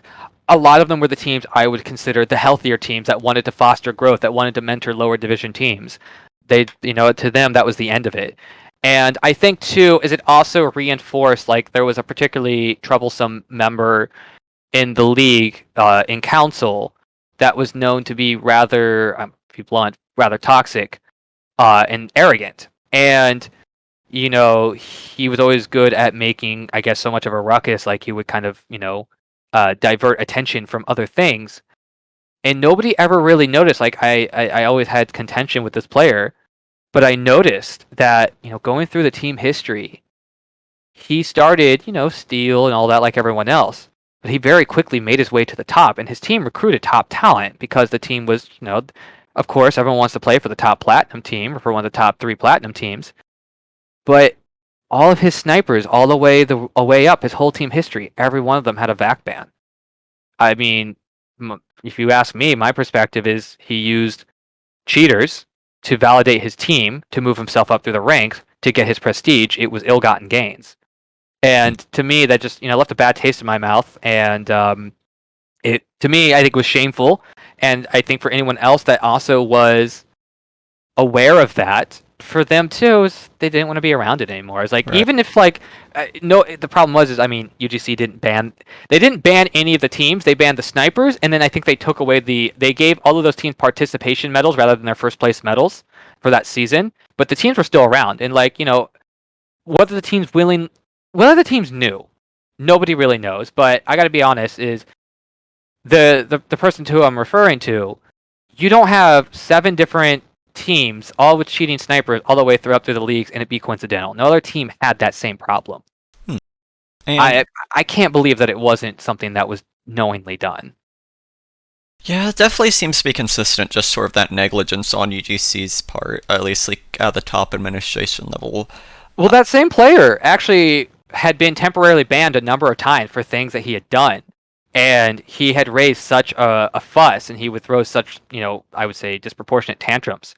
He would get the founders engaged, and they would tell the head admin, Kamari, hey, unban this guy. We want activity in our league. He's a member. You can't just ban him. And against better judgment, Kamari always had to listen to what they asked for. It was their league, but it was the wrong answer. And who were the owners? Fornot and Snowblind Frog. And by the time I had become a UGC admin, it was rare to interact with them. They would come around occasionally. They would handle they had these admin panels and things like that for helping manage the league.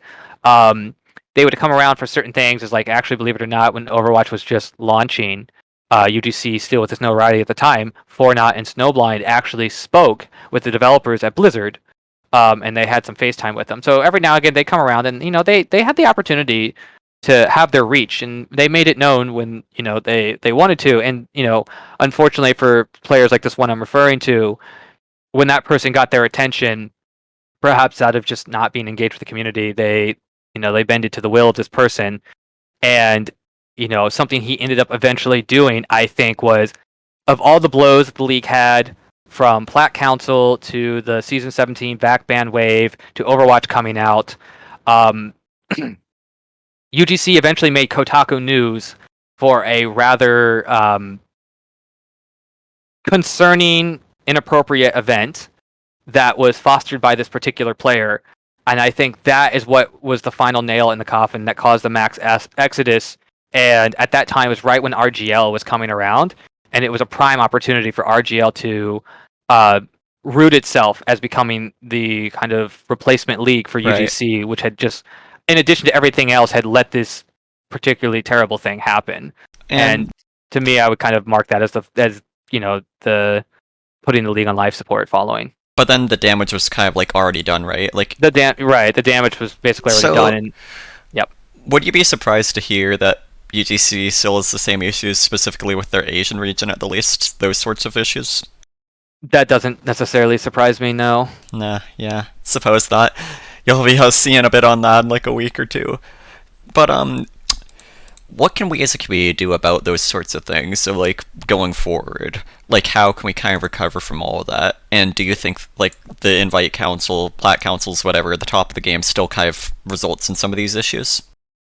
So I'm not been engaged with UGC as much, nor have I RGL. By the time kind of the decline of UGC occurred in the uprising of RGL, I had already kind of stopped playing the game as much. I think that it was like, Valve had changed a bunch of fundamentals to the game. It was obvious that Valve was still kind of neglecting the game.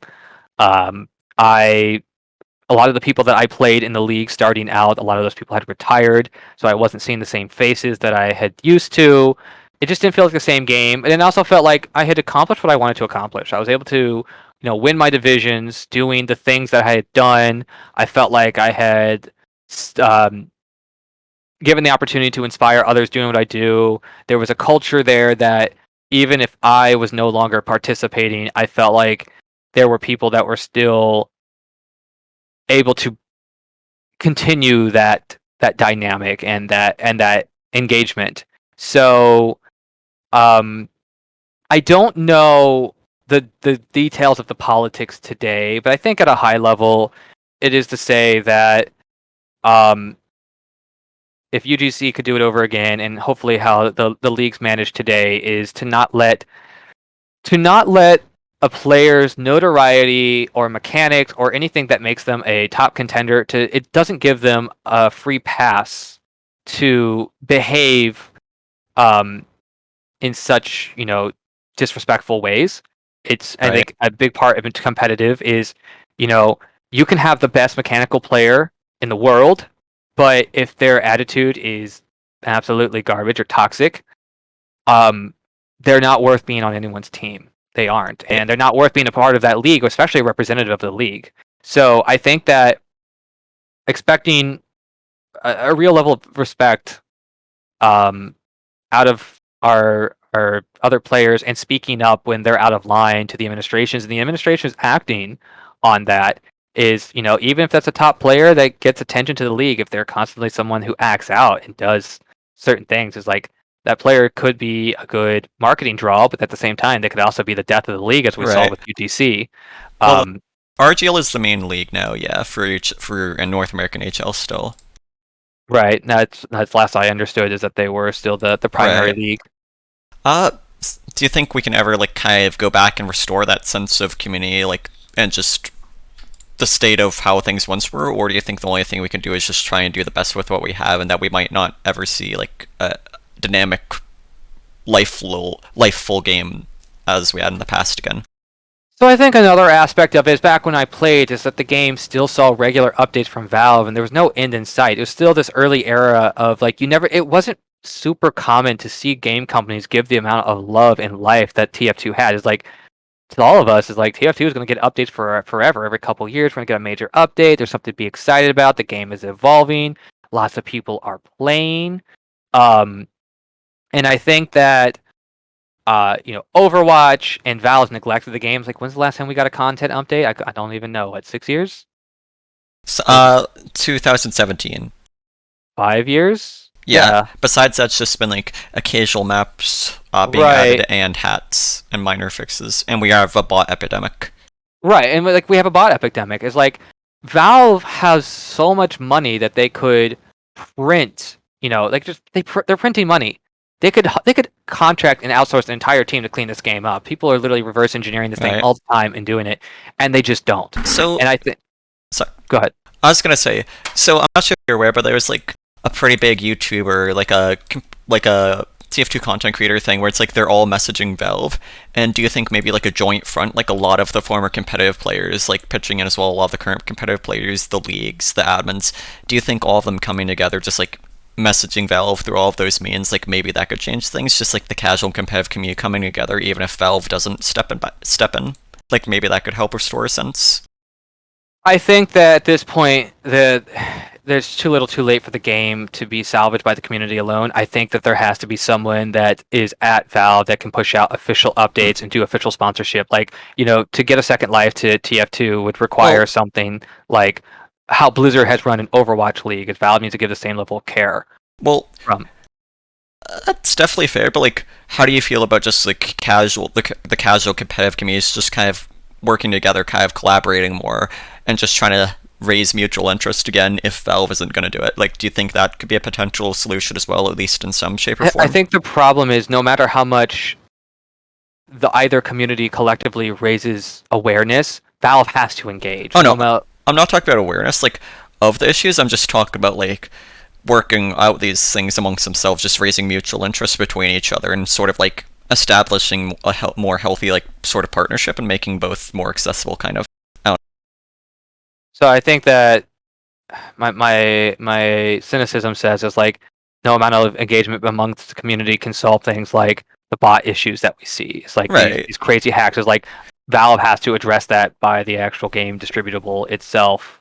Um, Valve also has the money and the sponsorship and the means to host these like crazy events like they Right. wanted to. Like the But they prize aren't. pools they do for Dota, they aren't, and that is a level of engagement. That's marketing for the game. Is like this in a sense is like even if we had a crazy amount of engagement between competitive and casual players of the game, it's almost in a sense it's like it's barely above promoting abandonware. Whereas it's like something with Blizzard with the marketing behind Overwatch. If you had Blizzard's level of marketing engagement of Overwatch but applied to TF2 from Valve, I think the game would Well, flourish. what about older games like Quake, though? Like those arena shooters with those communities, like they're able to kind of get by on their own. Don't you think maybe TF2 could become more self-sustainable in that way as well, and just sort of exist, grow together? Like, do you think maybe just getting an influx of casual minds into the scene could kind of help restore a sense of hope, of dynamicism, of just interest in actually playing, like learning in terms of competitive, and then maybe that could trickle back down into casual and just reinvigorate interest in more community things?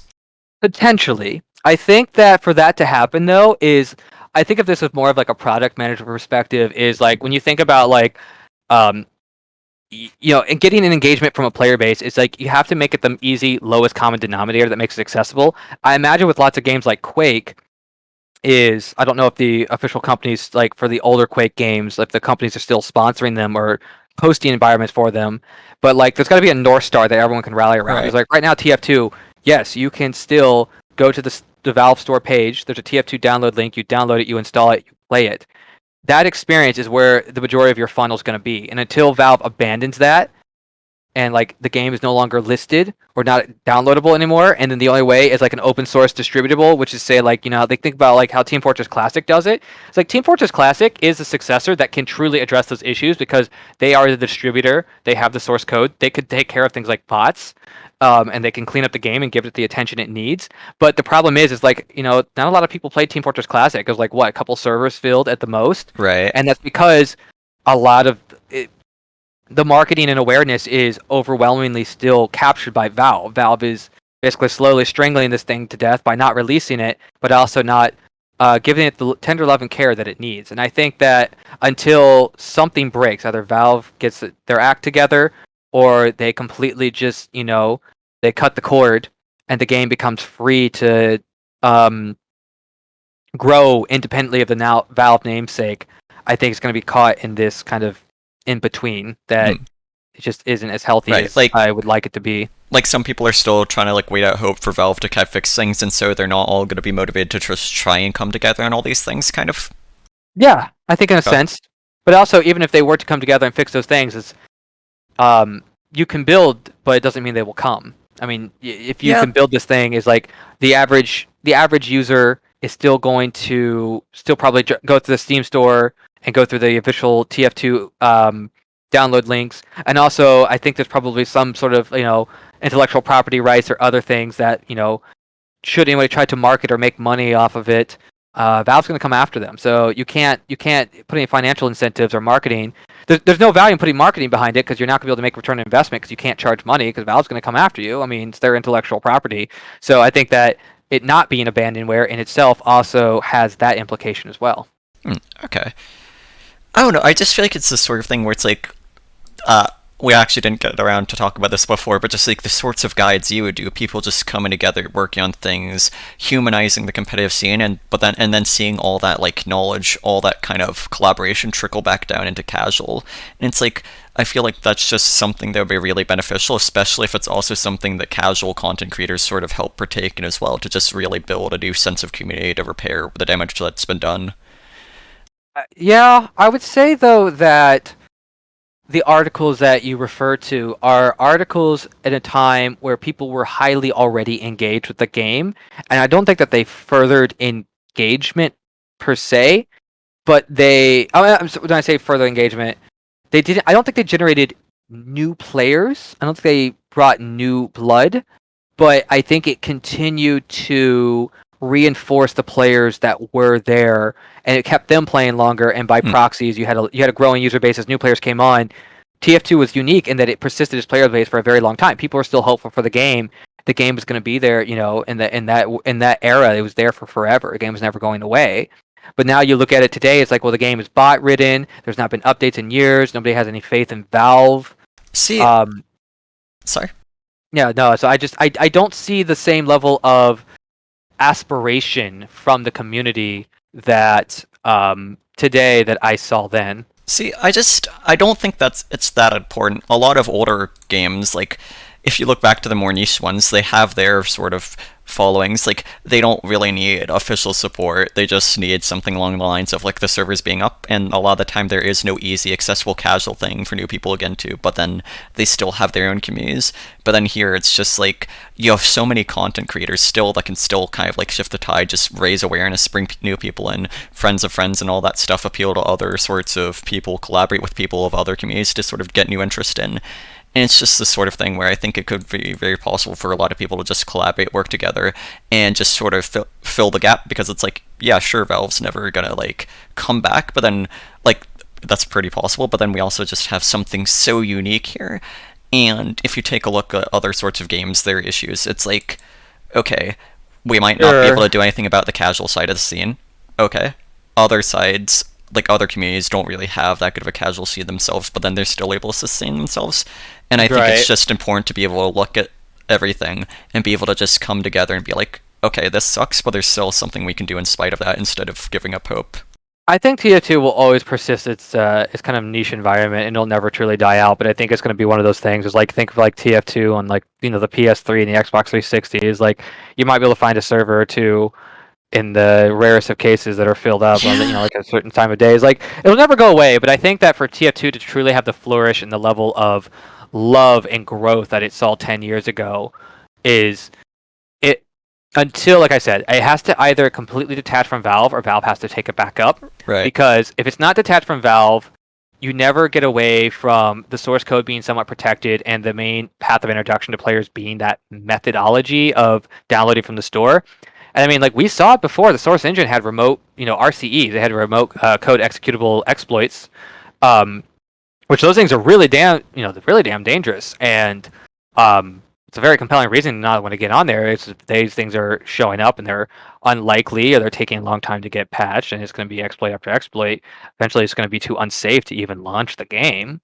Valve would be compelled to close it down, or if the game were completely abandoned by Valve and the source code, I mean, which I believe is already accessible, or at least an older version of it, you have an Yeah. independent community that is like open sourced it, and they're patching those things out actively. That's another means of the game coming back. But when your primary accessibility standpoint is still being funneled through the Valve store and Valve is negligent to update it, I think there's always going to be a struggle. And I There's think not a lot of financial incentives for the third-party content creators to create things for a game that is slowly dwindling over time, and they're not able to find financial incentive from. And Valve is not putting a lot of time and energy into it that I think they should. I mean, truth be told, one thing I think would be the greatest thing that could ever be done by Valve is, I think the way this game gets the fast ticket to a second life is Valve hires a single contractor, and they're given a budget, and they just said, go to town, give the game a second life. well, And they hire those content creators, and I think that like giving a second life to it through that means and getting people to give love and care to it would absolutely cause that game to flourish. see, I don't think we see that ever, but I think still there's a lot we can do as a community to sort of expand that niche gradually, or to sort of sustain it and help it kind of spread naturally and gradually over time, as long as we reinforce the health of the competitive scene and keep interest going between those two things by making them self-sustainable to each other. And it's like, yeah, okay, whatever, bot infested casual servers still have community servers, and a lot of the remaining people would kind of eventually at some point kind of be aware of those issues and flock to community servers. And it's just like, well, while you're never community gonna servers can put some level of us mitigation to things like bots, is like this engine as it continues to age is like, if you're running a community server, if somebody has remote, RCEs that they're running that can attack anyone on a community server, there's not as great means to dealing with that without forking the source code of the game itself and patching out those inevitably found RCEs. well, So either Valve has to get on top of that, or I think there's a tipping point where like Team Fortress 2 Classic becomes the status quo of the game, and that's where the game will then be able to flourish and grow that niche again. I just think that every time there's a problem, there's a solution, and every time there's a solution, there's a problem, but both of them always kind of keep racing each other.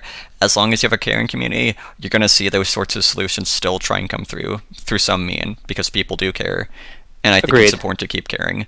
And it's just like, I don't know, I think it's just a case where it's like, For the longevity of a keep community, you need a funnel that is easy access to get into it.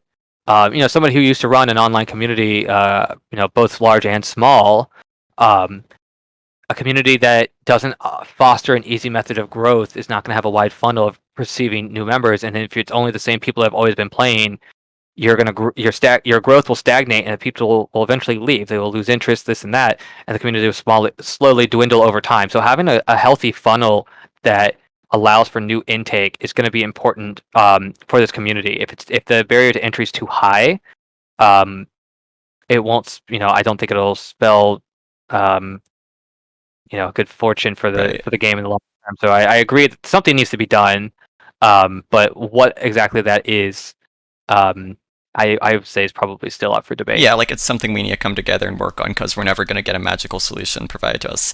It's just Right. like, yeah, stuff sucks, but you're never going to have a community without a struggle, and this is just something we need to work together on as a community and come together on if we care about the game and if we want it to live. And it's just like, I feel like it's important to just not lose hope at the fact that, yeah, we might not get supported by Valve, because other games can do it with that, and they have much smaller communities, and so can we. I think is what I'd say as a takeaway. Yeah, I mean, I think there's still a lot of avenues to be pursued here. Maybe we can Absolutely. maybe we like, can pull up enough money to get some licensing rights, and we can just buy TF2 off Valve. They did it with CS:GO, Okay. right? That company. I have an idea. We invest in NFTs. They're already worthless. They're just like unusuals. We have experience with trading in them. There And you then go. we work our way up. We sell them.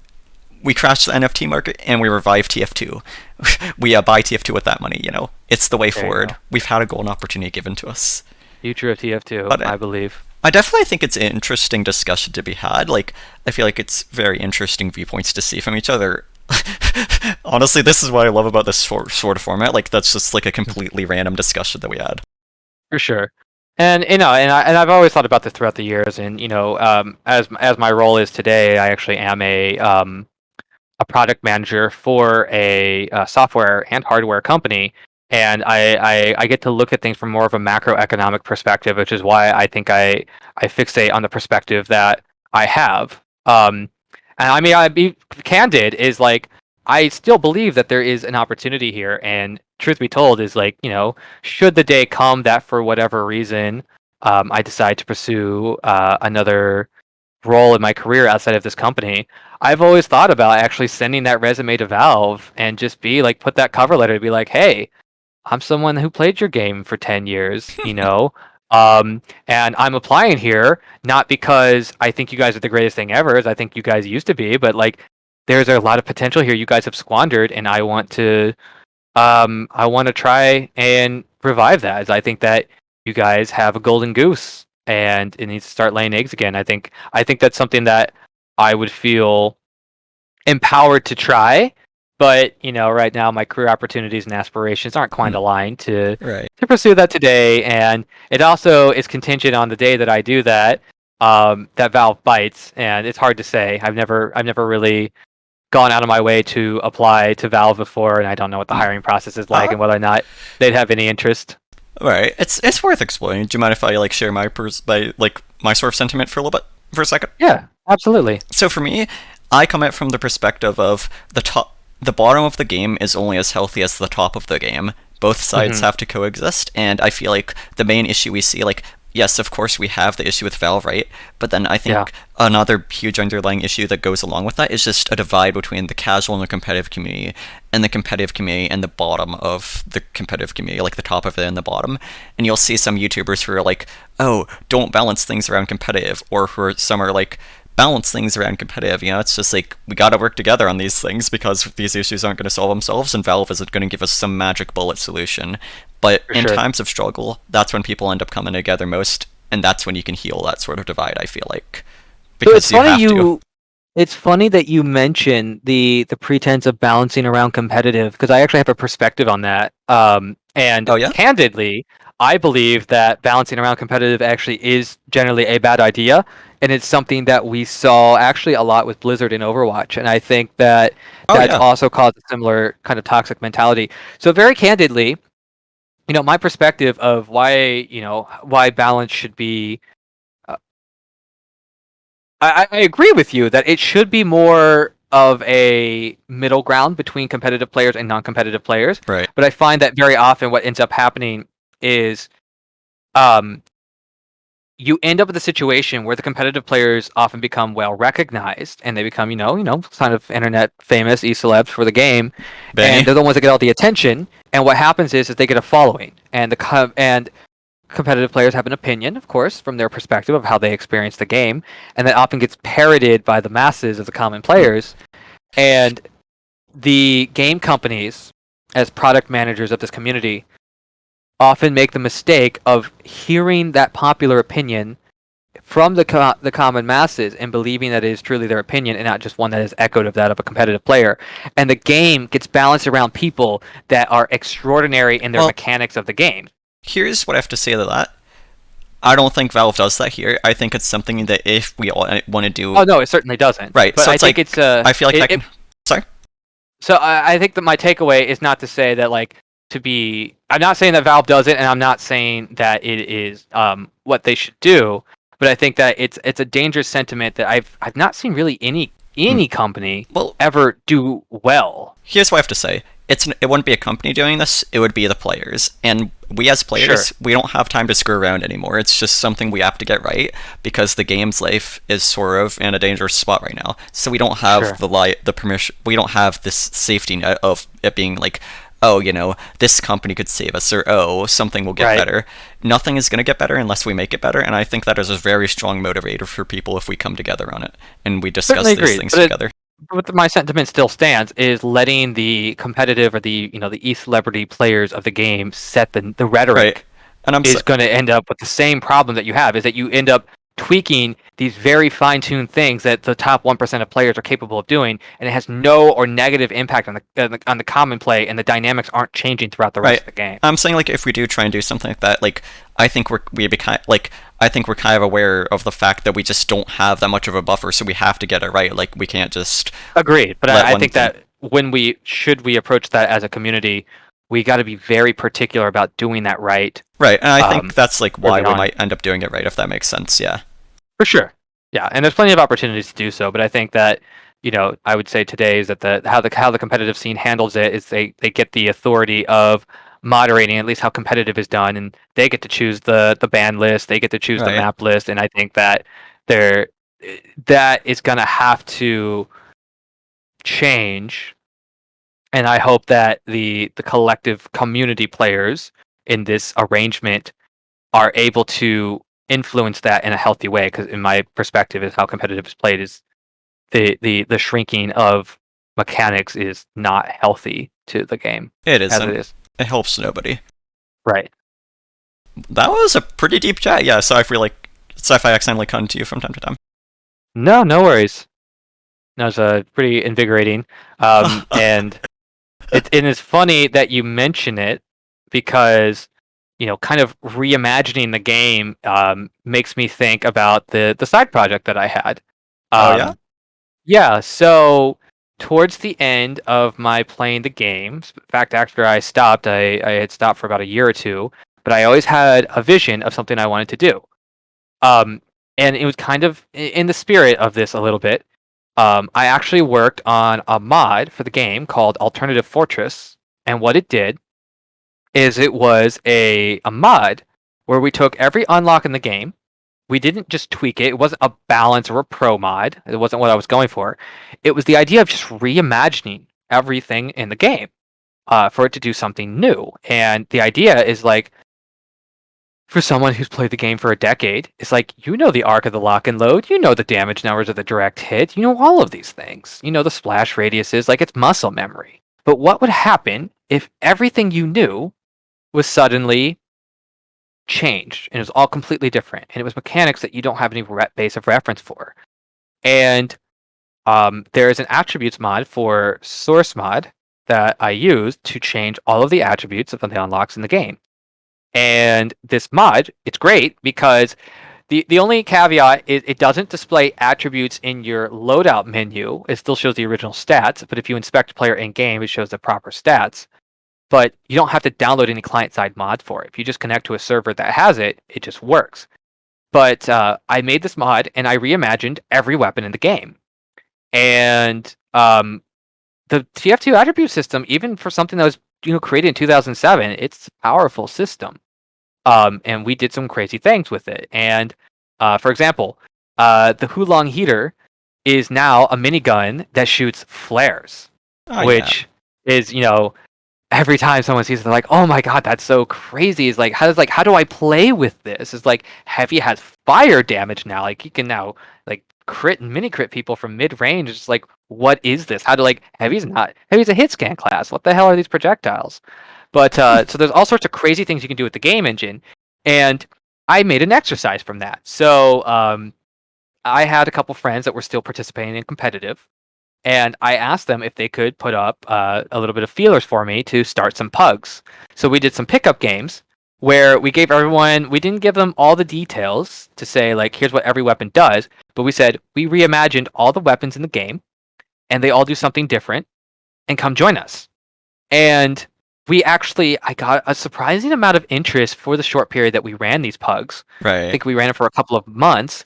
But what was amazing is like we probably had 60, 70 people, so it was easy to fill a couple Highlander teams. But we had players that were considered, top divisions of their time. We had players that were casuals that had never played competitive, and we had players that I would say, entry level to mid level competitive.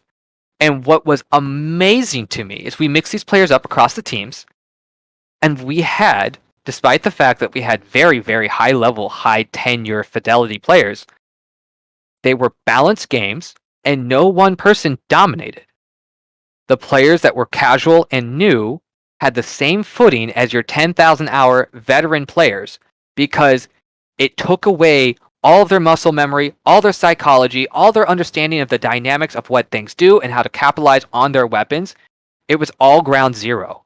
And to me, it was amazing because it becomes this thing that is difficult for games. As games mature, the high level players, in a sense, even if it's inadvertent, they gatekeep the more introductory players by having so much, veteran familiarity with the game. Is that it's you can't catch up and you can't compete. And if the game is a smaller game where that's really who's remaining in the community, it's dissuading for new members. But this mod, when we did the pickup games, everyone had fun and everyone was a contender. There was nobody dominated the game because it reset the playing field. Everyone was new. It was a game that was familiar but not familiar at the same time. And it was a great gap closer for these people that you probably in any other environment, if they were doing conventional game pugs, they wouldn't play together. But everyone enjoyed it, and it was a lot of fun. And it was a lot of fun exploring the new weapons, exploring the game like anew again, and coming up with crazy new strategies and learning the pros and cons of what these new weapons were. It's like, one of my favorite ones is like we had this soldier where the original had been changed, and the original's new dynamic is like, for one, we had one player who loved the original because they weren't good at rocket jumping, and how the original worked is the weapon had 6 rockets, which sounds very powerful for the game, but it reduced rocket jumping capacity by 50%, which meant like your rocket jumps were barely enough to get up to think about Koth Harvest when you come out of spawn getting on the roof. You have to crouch jump to barely make that lip. So you're not a pogo soldier, you're kind of a waddle soldier, but you're powerful still, you're a combo player. And that gave a player who didn't play soldier a new dynamic to participate, but it gave another player who wanted to know all the jumps. What are the cheeky things they could do with this lesser rocket jump, but still have a new dynamic to the game? Okay. And there's a lot of crazy unused attributes in the game. You'd be really surprised. So, Go for it. Did you have any interest in trying to make this sort of run this again, or maybe get some casual players in on it? Yeah. So, I would absolutely love to see a little bit more, interest in this, but I think that since I've kind of passed my, peak in this game, I'm not as involved with the communities as I once was. So I don't necessarily know where would be the best place to get attention to it. I'd say reach out to some content creators. Yeah. No, I would definitely say so. I certainly could. And to that point too. Oh, sorry. Go ahead. I was going to say I actually know some competitive content creators who know casual content creators, and I can maybe pass that along. Yeah. No. If you'd love to share it. I'd absolutely love to. And then I might honestly put this video up sooner. I'm not sure quite yet though. But this one, I'm really liking this one so far. The whole lifespan of the game discussion. Yeah. No. There's a lot of great content here for sure. And yeah, also it's for 2. It's like, by the way, the entire Alternative Fortress mod is open source. So I host it on my own community server.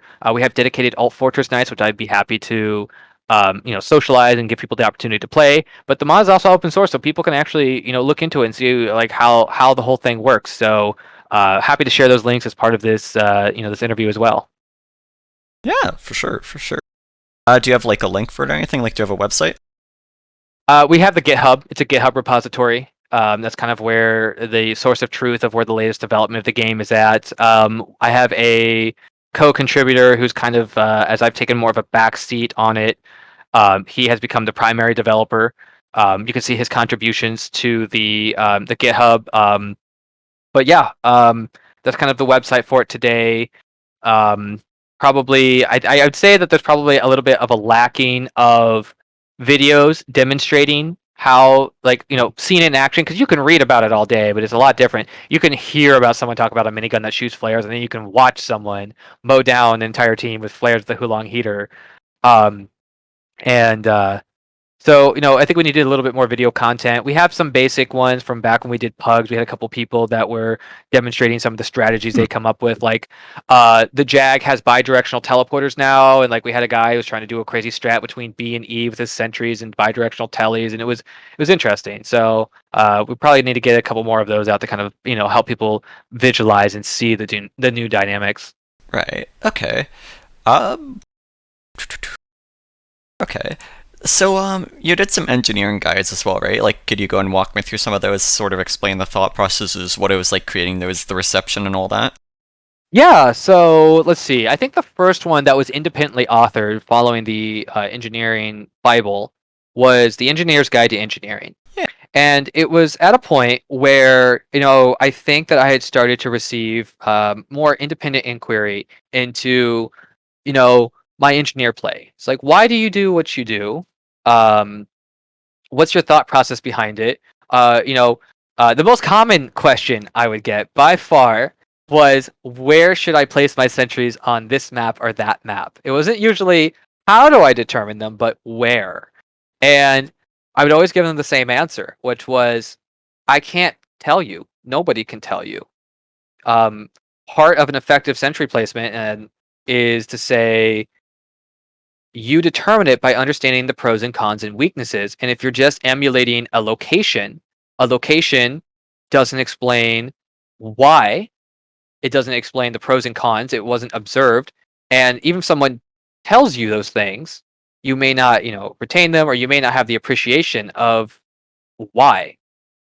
So it inspired me that past a point, rather than answering these people time and again, is like, where do I place my gun on this map? Is like, well, rather than give a man a fish, feed him for a day, teach a man to fish. So, it was a kind of an inspiration to teach people how to fish. So, um, I wrote this article. It's crazy. I wrote the article in like a single day. I just kind of like started to think about it, and I pounded it out, wrote it out on a keyboard, and Wow. I threw the article up the next day. In fact, I think I put it in two places.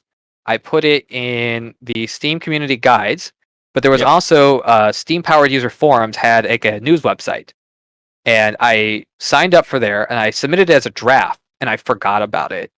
And the next thing I knew is like 2 3 days later, I had like 25 people adding me. People were messaging me like crazy. And the guide had 10,000 views. And it was just like people were just renowned about seeing this thing that kind of like seemingly came out of the blue, but they were enamored by someone taking this philosophical approach to um, engineer and exploring not just the mechanics of how does it work, but what are the implications of why you do certain things. And like it focused on, I would say, both mechanics as well as implications of mechanics, but also implications of philosophy.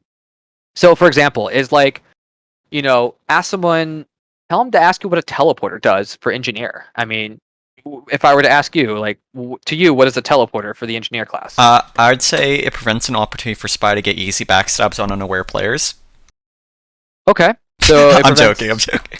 Yeah. Okay. Yeah, I'd say it just gives your like, it's really like the center of where your team is going to be regrouping and initiating from, right? Like, it's just the source of that sort of aggression or Yeah, defense. I think that's a fair sentiment. And if I asked that question to people 10 years ago, I think the more common response I would have received is it reduces the time to the front line. It's a time reducer. That's all it is. That's how people perceived Hmm. it. And I think to your point is you make a good point. Is it's a congregation spot, but if you take it a step further, it's kind of it may not always be, because you may have people that elect not to use a teleporter, but it's a very powerful social tool. And I think that this is where the dynamic gets really interesting. Is, for example, one thing that I was uniquely known for when I would play Steel is very commonly on Steel on Red Team, on rollout. The most common strategy for the first teleporter was people would quite often put a teleporter entrance on A and then the exit at B. And the reason for that is they wanted to put people at A to buy a couple seconds of hold time, which usually you didn't buy very much. You maybe bought 30 seconds if you were lucky. But the idea is that you would teleport your combo or something out to B, and they would be able to rotate faster to B so that you got a better B hold. But I got to be honest, is like I found that to be very high risk and low value. And often people, the reason they did it is because they didn't have a better idea of what to do with that teleporter. Because like you can't, if you put a teleport at the spawn of B, it's like what's it gonna do? Teleport you to the point 10, 100 hammer units away, whatever. Um, but to me, as I thought of it from a different dynamic, is there's a couple of things that make a teleporter interesting at that particular spot, and there's implications to it. First of all, B spawn, once you lose A, you can get out B or E, but E is so ineffective that it basically is abandonment of E by using it. But the B spawn was easily campable because the two choke points, high ground from E and coming in from B, made that area inaccessible, which meant there was no other real great way to get into it. The drop down would basically be suicide if you were to take that. So I had the bright idea of I wanted to create a third entry point, or a second entry point, really, since there was only the one kind of exit, by putting a teleporter at the C connector, the BC connector, where the gate was still closed. And what that did is it had two implications. Is for one, it gave my team an extra avenue of approach to the point. It made this enemy team, either if they were aware of it, to have to go out of their way to extend to take out that teleporter, or they would have to split their attention to cover a broader range of entry points into the point. But it also, when you think about it from another perspective, is it had the dynamic of the spy. B is a very active point. The E connector is also a fairly active avenue of approach. So oftentimes you would find the spy would find themselves in the BC corridor, the connector, and by putting a teleporter there, you eliminated.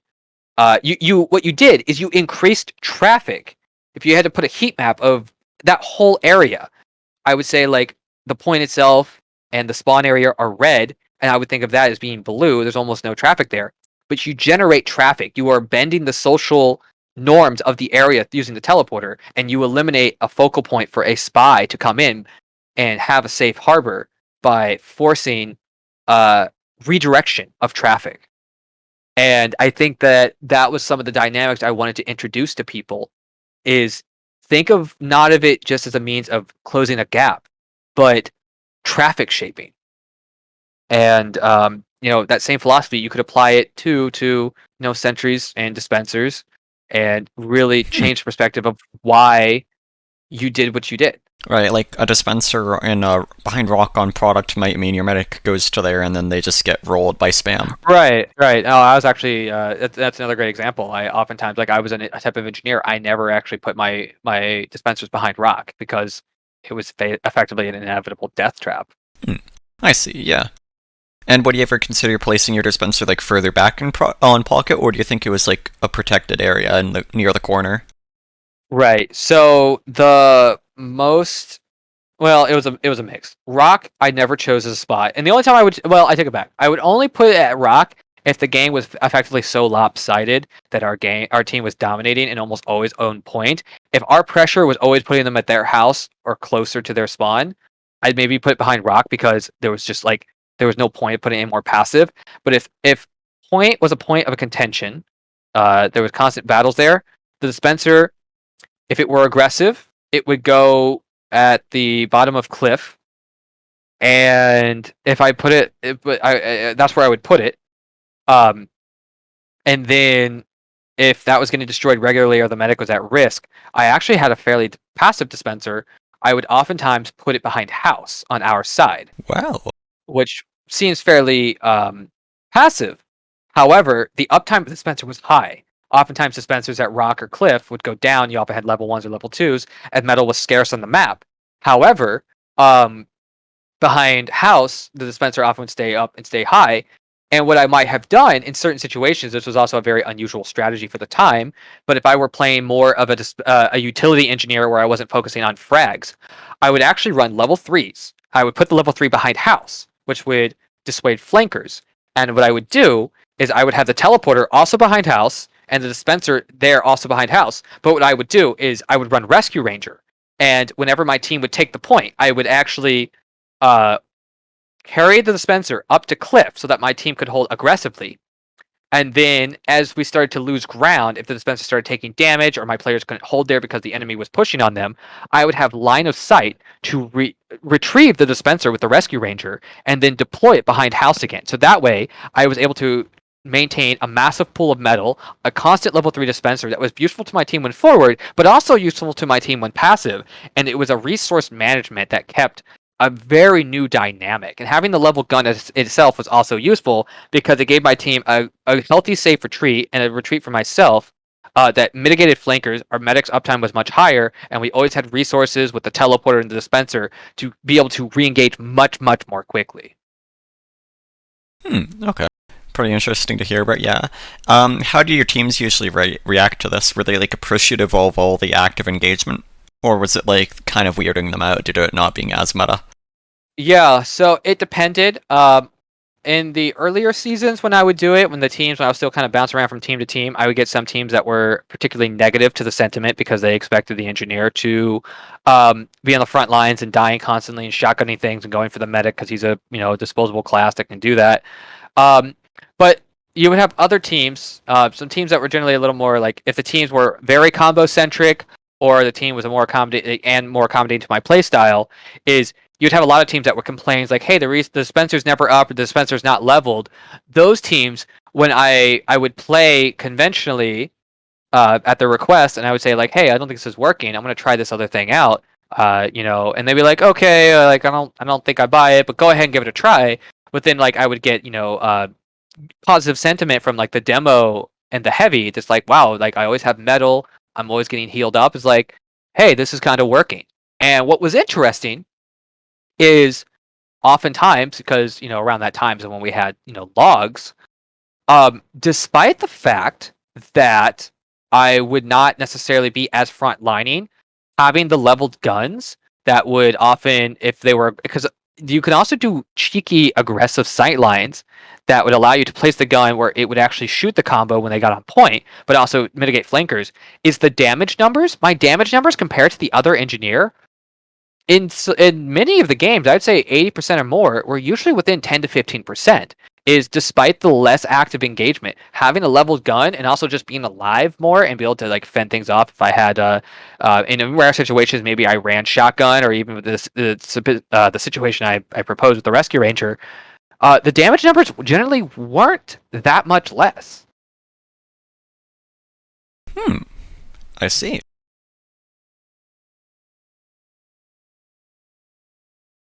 Yeah, seem quite knowledgeable in engineering. It was a lot of strategy that evolved throughout the years. There's lots of things. It was funny too, is because there was certainly a duality of how people perceived some of the things I did. So there was a very short period, it was towards the end of when I was playing. There was a very funny short period of time where I don't know if you remember it.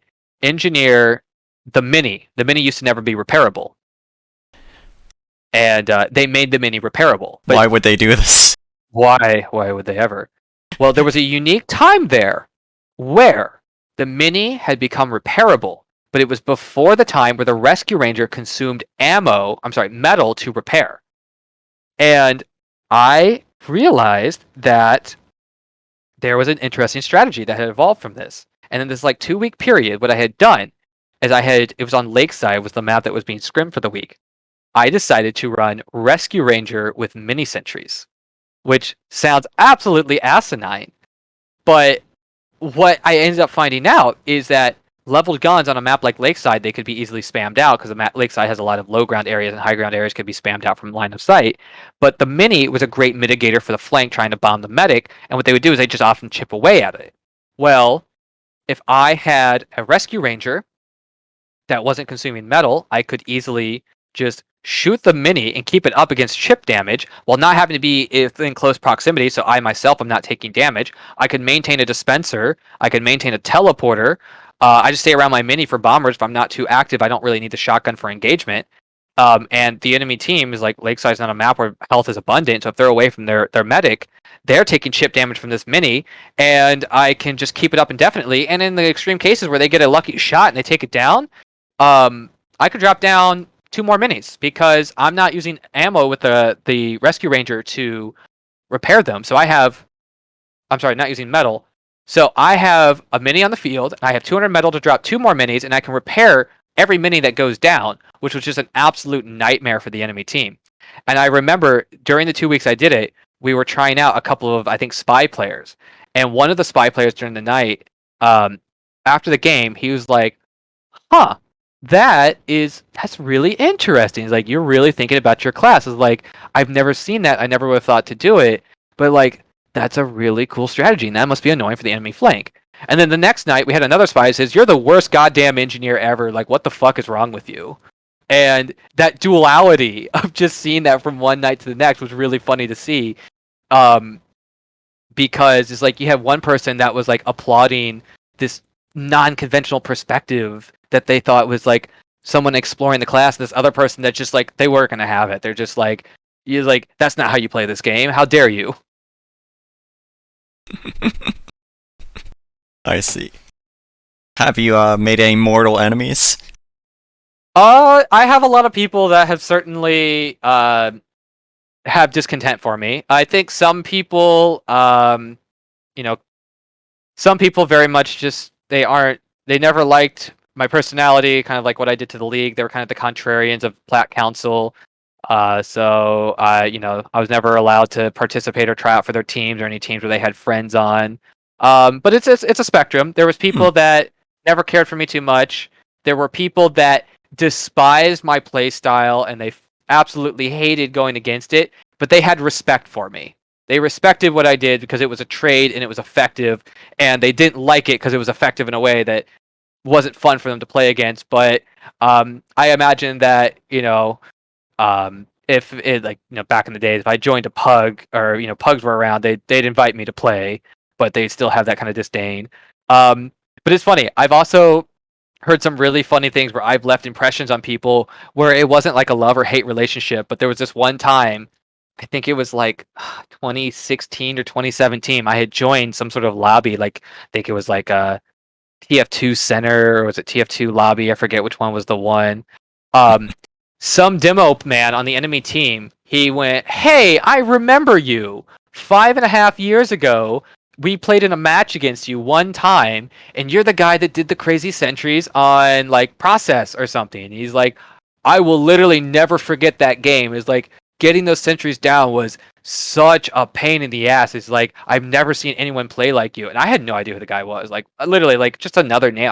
I've seen thousands of players in my time playing, but I had left this impression on this guy from this single game from like 5 years ago, and he hadn't forgotten who I was. And like it wasn't exactly like he was a friend or foe. It's just like it was just this dynamic that it made me laugh a little bit. It's just like, yeah, it was just another day for me, but apparently like that, like you've not forgotten. It's like that is like he described something like, I believe him. That sounds like something I would have absolutely have done, but for me it's just another day. The 9 to 5 TF2 grind? The 9 to 5 TF2 grind. Yep. So is it something like all those memories, sort of experiences, interactions, is that stuff that you still kind of like carry with you today? Like you look back and it's like, wow, I did those things. I was there for all that. Yeah. Yeah, no, it's fun to look back at something and to feel like I play a part in the history of the game.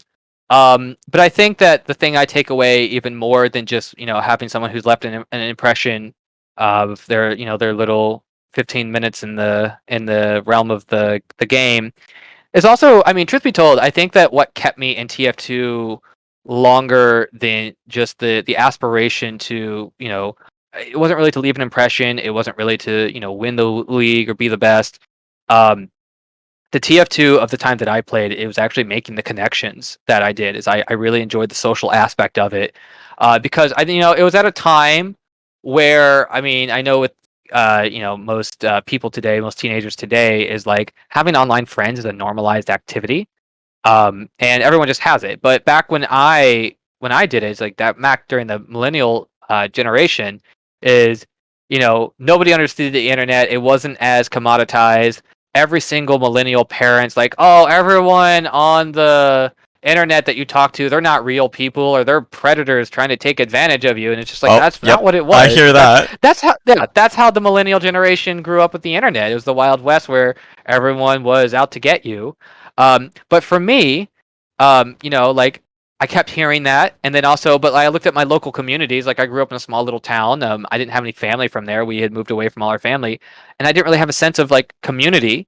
And I was getting it from this game, and I made a lot of long-lasting relationships. It's like I have a friend that I was on a team with 7 years ago to this, no, 9 years ago to this day, and we sat down 3 months ago and had lunch together. He was out here, on the West Coast, and he was a friend that he'd been in Texas most of the time, Right. and we reminisce. But like he's someone I talk to all the time. It's like we talk to each other just about like how life is going for us. One of my other TF2 friends, the one I mentioned very early on, is like I'm out here on the West Coast in the first place because he offered to let me come out and stay with him, sleep on his couch, because when you're out in the San Francisco area, when a one bedroom costs $4,000, a couch Wow. looks a lot more comfortable. Um, he helped me get out in the area, and another friend helped me explore the industry. And today I work out here in the industry, in the tech industry, because of these friends. Do you want to give him a shout out? Yeah, Syntax Error. Great Oh. guy. He hasn't played the game for close to a decade. I doubt anyone knows who he is, but you know, he's part of like he Yeah. went from being a gaming buddy to the man who set me up on my career and gave me what I have today. And like I'm eternally grateful. Is like my life is so much different because of that one connection of just playing a game a decade ago. Right. Um, but it's crazy. Do you think it'd be fair to say that, like, with how accessible just like these means of connections have been, that it's just like the individual importance and significance of the interactions, like the genuinity of them, has kind of decreased? Like, sort of like if everybody's a friend, everybody's on your friends list, nobody's really your friend. Absolutely. Yeah. Hmm. Because I mean, back in those days, is like back in the 2007 2008 era, it was like these small little cornerstone communities where it took some level of engagement to get there. But now Right. everything is astroturfed, and there's algorithms that are pushing these types of things and pushing engagement. And yeah, it's so easy if everything's accessible. It's like the old adage of like having 1,000 cable channels, but there's nothing to watch kind of deal. Is like it dilutes the sense of camaraderie and the sense of connection that we used to have back then. So, what do we do about that? I don't know. I think that really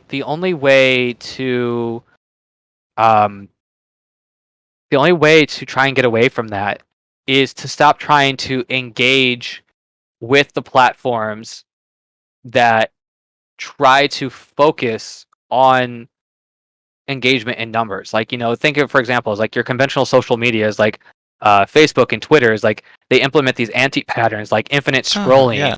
and the algorithms that promote content creators for just constantly putting out content, and it's just like this beacon out. But like um it isn't like you're actually talking to your friends, or like you're constantly looking for another piece of engagement. So you're looking for Right. things that has insane amount of content like Reddit. But one thing that I've been particularly proud of is the small community that I've fostered following the OCR TF2 community that we spoke about a few hours earlier. Is I don't do any type of like crazy marketing. I don't do like membership drives. I don't incentivize people to bring in numbers. People can certainly bring in friends here and there, but we have regular engagement because people come around Right. and they speak with one another. But it isn't like I've escaped some of the algorithmically driven and be the loudest to be the most recognized. We don't promote Right. that type of mentality. And in my opinion, like I feel like it's fostered a healthier community of yesteryear that you don't see as much today. So you'd say it's more about like the quality of the interaction itself and what it means to you, like have it be more personal than the amount of interaction. But yeah, it's the quality of the interaction, and I would also say the opportunity for recurrence of interaction. Right. Which is to say, like, if you can have a seemingly quality interaction, but it's a different person every week or every month, is like that is, like now you're just like it's like how Overwatch does matchmaking. It's like, yeah, you can have a real good game with someone, but you may never see that person again. It doesn't facilitate that opportunity to just like, yeah, sure, you could add them after the game, but you didn't have enough interaction with them. Whereas like TF2 is like the community server I played on, like I said, there was two servers back in the day, and they'd each fill up on a nightly basis. I saw the same people for months on end. We talked over and over, and at the end of 6 months, I had like 80, 90 people on my friends list that are all just regulars on that community, and we all talk all Wow. the time. And that's not something like, by how things are driven today, you don't really get that same opportunity. No. Um. Okay. So, what's in the near future for you? What are your plans going forward? As far as like games or I professional guess life, or I guess like the community you have going, but then also just like in general in your own life. yeah. What's in the near future?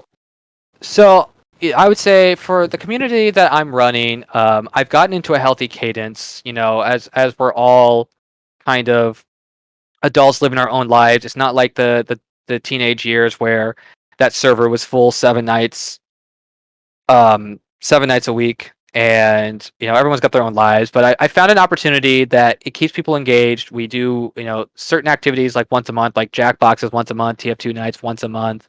It's a cadence that's regular enough that wants people to come back, but it's not so often that they burn themselves out. So there's a level of appreciation there. So I'm hoping to keep that running for the indefinite future. We've gotten a little bit of organic growth. Some friends of friends are coming in. Some people that have interacted with me in the past, old competitive players and friends, they've gotten a resurgence of coming in.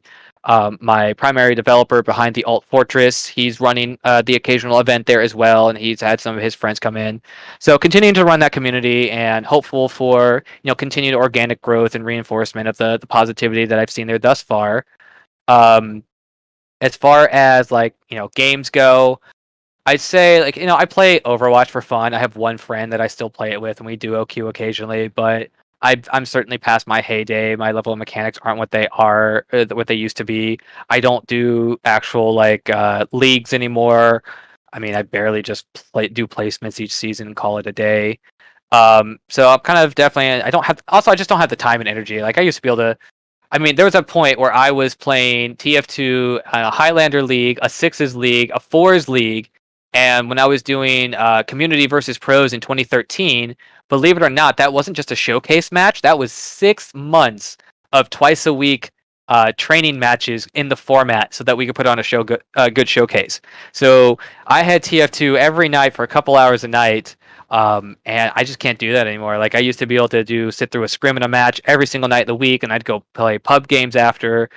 And nowadays I play like 2-3 hours a month for my community night, and I might do 1 or 2 nights for an hour or so. And I can't sit through it like I used to. So competitive gaming is certainly on the wayside. I do talk to people who are still like aspiring competitive players, and I kind of give them some guidance and mentorship of the philosophical aspects and also just the positivity and the try and give them the same takeaways I got, which was the sense of community over just the raw desire to win. But anymore, if I want to play games, I'm actually kind of rescinded to playing single player games and enjoying all the old retro games of the NES era and the Super NES 64 and all of that. Um, for my general life is continuing to work upward in my career. What's funny is a lot of people may laugh at this, but a lot of the team building and problem solving exercises that I learned throughout my time in TF2, I've actually applied a fair number of them in my career as well, and it has actually made me a very strong contender in a lot of the more complex problem solving situations, both technical and inter team. So I've had a lot of life experiences there, and what's funny is I've heard other people share similar experiences with me. A lot of the players who played for a longer time, when they were applying for jobs, they would put at the resume, the foot of their resume, yeah, I was a team leader for a competitive video game team, and it was a talking point. Everyone, all their interviewers would bring it up, and they would have them talk about it.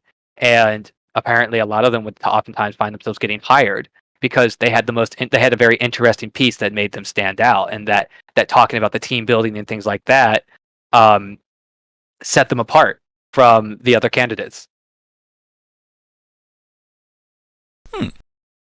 Interesting. Do you have any favorite leaders, favorite teams, interesting interactions that you'd want to go over? Yeah, favorite teams. Uh, so there was this one team that was fairly, I would say, controversial. Um, they went by the name Silver Savages. I won't get too much into the details of some of their lowlights. They certainly did a fair number of politically incorrect things. Um, but there was one thing that really much amused me about this team, and they're a particularly unusual case. They were, for a couple of seasons that they played, they were the actually top team in platinum for the couple seasons that they participated. And the reason is that they had this very, I would say, very similar in nature to how I like to approach the game. Um, Anti-meta, non-conventional behavior, which is to say that they did just strange and unusual things, but they were effective because they were strange and unusual, and they executed them well. The main demo man for the team, Invader, um, he exclusively played Demo Knight, or as he called the strategy, Demo Silly. He would use the Claymore and I believe the Tide Turner at the time because it still had crits. And what he would do is he would circumvent the expectation of people because everyone, roughly knew how, if you played enough pubs, even as a competitive player, you knew about how far a Demo Knight could charge. Well, nobody really ran the Claymore, but he ran the Claymore because it gave you that extra half second of charge, which was just enough to throw people off, where he could get that extra distance where they would just back up. And he would actually go for medic picks quite often. And that team ended up absolutely just dominating the division because he would just constantly go in and go for these crazy medic picks and these other strategies, go for the backline and get the sniper by just surfing off a ramp and just sky dropping in on the sniper. And I'll never forget the team because I think they ended up winning the division. I think perhaps undefeated for the season, if I can remember correctly. And honestly, part of me misses having that team around because it felt very short lived. I think they just they wanted to move on from the game, but it was kind of that same type of psychological chaos of circumventing and subverting the meta that I appreciate from Engineer, but to see it from somebody doing it from a top team, and especially with Demo Night, which is for someone who does I feel pretty normalized about the silly and unorthodox strategies I have as Engineer, but I imagine people probably see what I do the same way that I saw how he played Demo Night of all things at a competitive level, and it was just really funny to see. That's totally fair. Yeah, so it was interesting seeing something kind of in the same energy on a different class. Exactly. Let's see other funny stories. Oh yes, I have another funny one. Pre-game tryhards. They were, I believe, the number one gold team in season 13. So funny story. Um, when I was the team that I started with in season 6, I ended with that team in season 12. We played 6 entire seasons together, and then eventually the team decided that they wanted to go ahead and disband. They'd had their fun, and that was the first time that I put myself on I would say the market to go find a team. And I ended up landing a team. I was kind of exploring, and the team that I found was, I would say, a modest gold team. They certainly weren't any type of very top level team. And during the later part of the season, the top team in gold, pregame tryhards, needed a scrim partner. And they ended up going against our team, and to be blunt, it wasn't really much of a matchup. It was kind of more of a sandbag. And we played Process of all maps. And what ended up happening is we played Process, and my team was getting steamrolled. I was actually trying to play a little more aggressively with them because I knew that we were just we weren't getting a lot of traction. We needed the extra firepower on mid, and so I played with them, and we were just we all get ourselves, get our faces kicked in, and they would just steamroll us, and they had 5-0'd us in I don't know, maybe 12, 13 minutes for the first half of the scrim. So I was like, you know what, the hell with this, if we're gonna get our stuff kicked in, at least I could be a safety net for the team, and I can be a bit of a stonewall strategy, and give our team a bit of an opportunity, or at least practice my strats a little bit. So what I did is I went level 3s, and I built at spawn, because usually my strategy, so my typical strategy for Engineer is I actually like to build a dispenser at spawn on King of the Hill and 5 CP. The first thing you walk out the door, not your teleporter, is your dispenser. And then it would accumulate metal, and then I would usually do a forward building strat with that. But I was done. We were getting kicked in so fast it didn't matter. So walking out of spawn, first thing I did is I built a level 3, and I put that level 3 up on the spire on second. And the reason I did that is if I did it the first moment I spawned for the round, my team would usually lose the fight just fast enough that I could get the gun up. And when I put this gun up, the funniest thing happened. After getting 5-0'd in 12 minutes on the first half, for the second half, we spent 45 minutes at our second. Because the gun, how it was positioned, the enemy team did not know how to deal with it, and I was playing very passive. I was hiding behind the sheet metal on second point, and I was rescue rangering the gun. It was before the sentries had fall off, so I was firing rockets and bullets into the choke point, and their team was taking massive damage, and they were always having to prematurely pop the uber charge in order to enter the choke. And what ended up happening is it became so ridiculous that like they would literally engage with an uber exchange with my team, and they would usually beat my team in the uber exchange and wipe them out. But the problem is they had so few resources left that they would not have enough resources to take on the sentry gun. So what eventually ended up happening is after like 45 minutes, there was an exchange where the enemy team killed all 8 of my teammates without an uber charge. All of my team had malpositioned and they had gotten knocked out.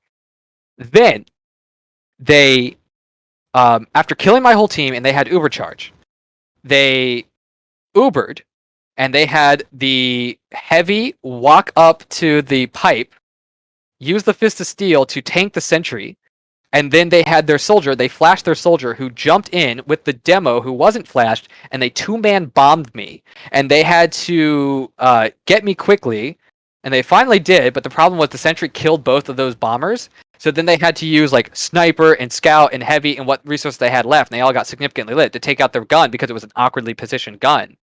And they finally got the point, but it took like 5 or 6 of them to get this thing down.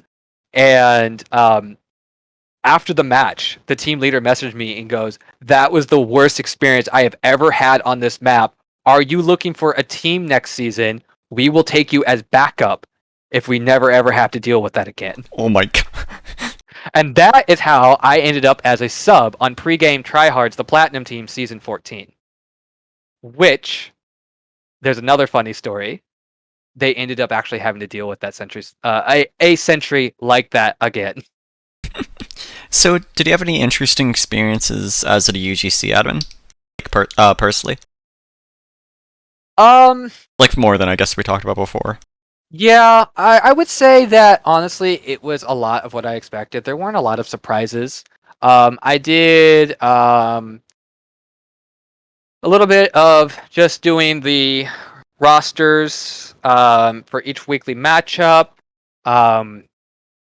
We had a methodology that had to be based on like match points and things like that, so like it was fairly predictable. There wasn't a lot of like subjectivity to it. Just helping teams handle disputes, fairly typical stuff. It's like, oh, this team didn't show up, or hey, we did. We want to use our servers. Like, no, the other team's supposed to use the server for the week.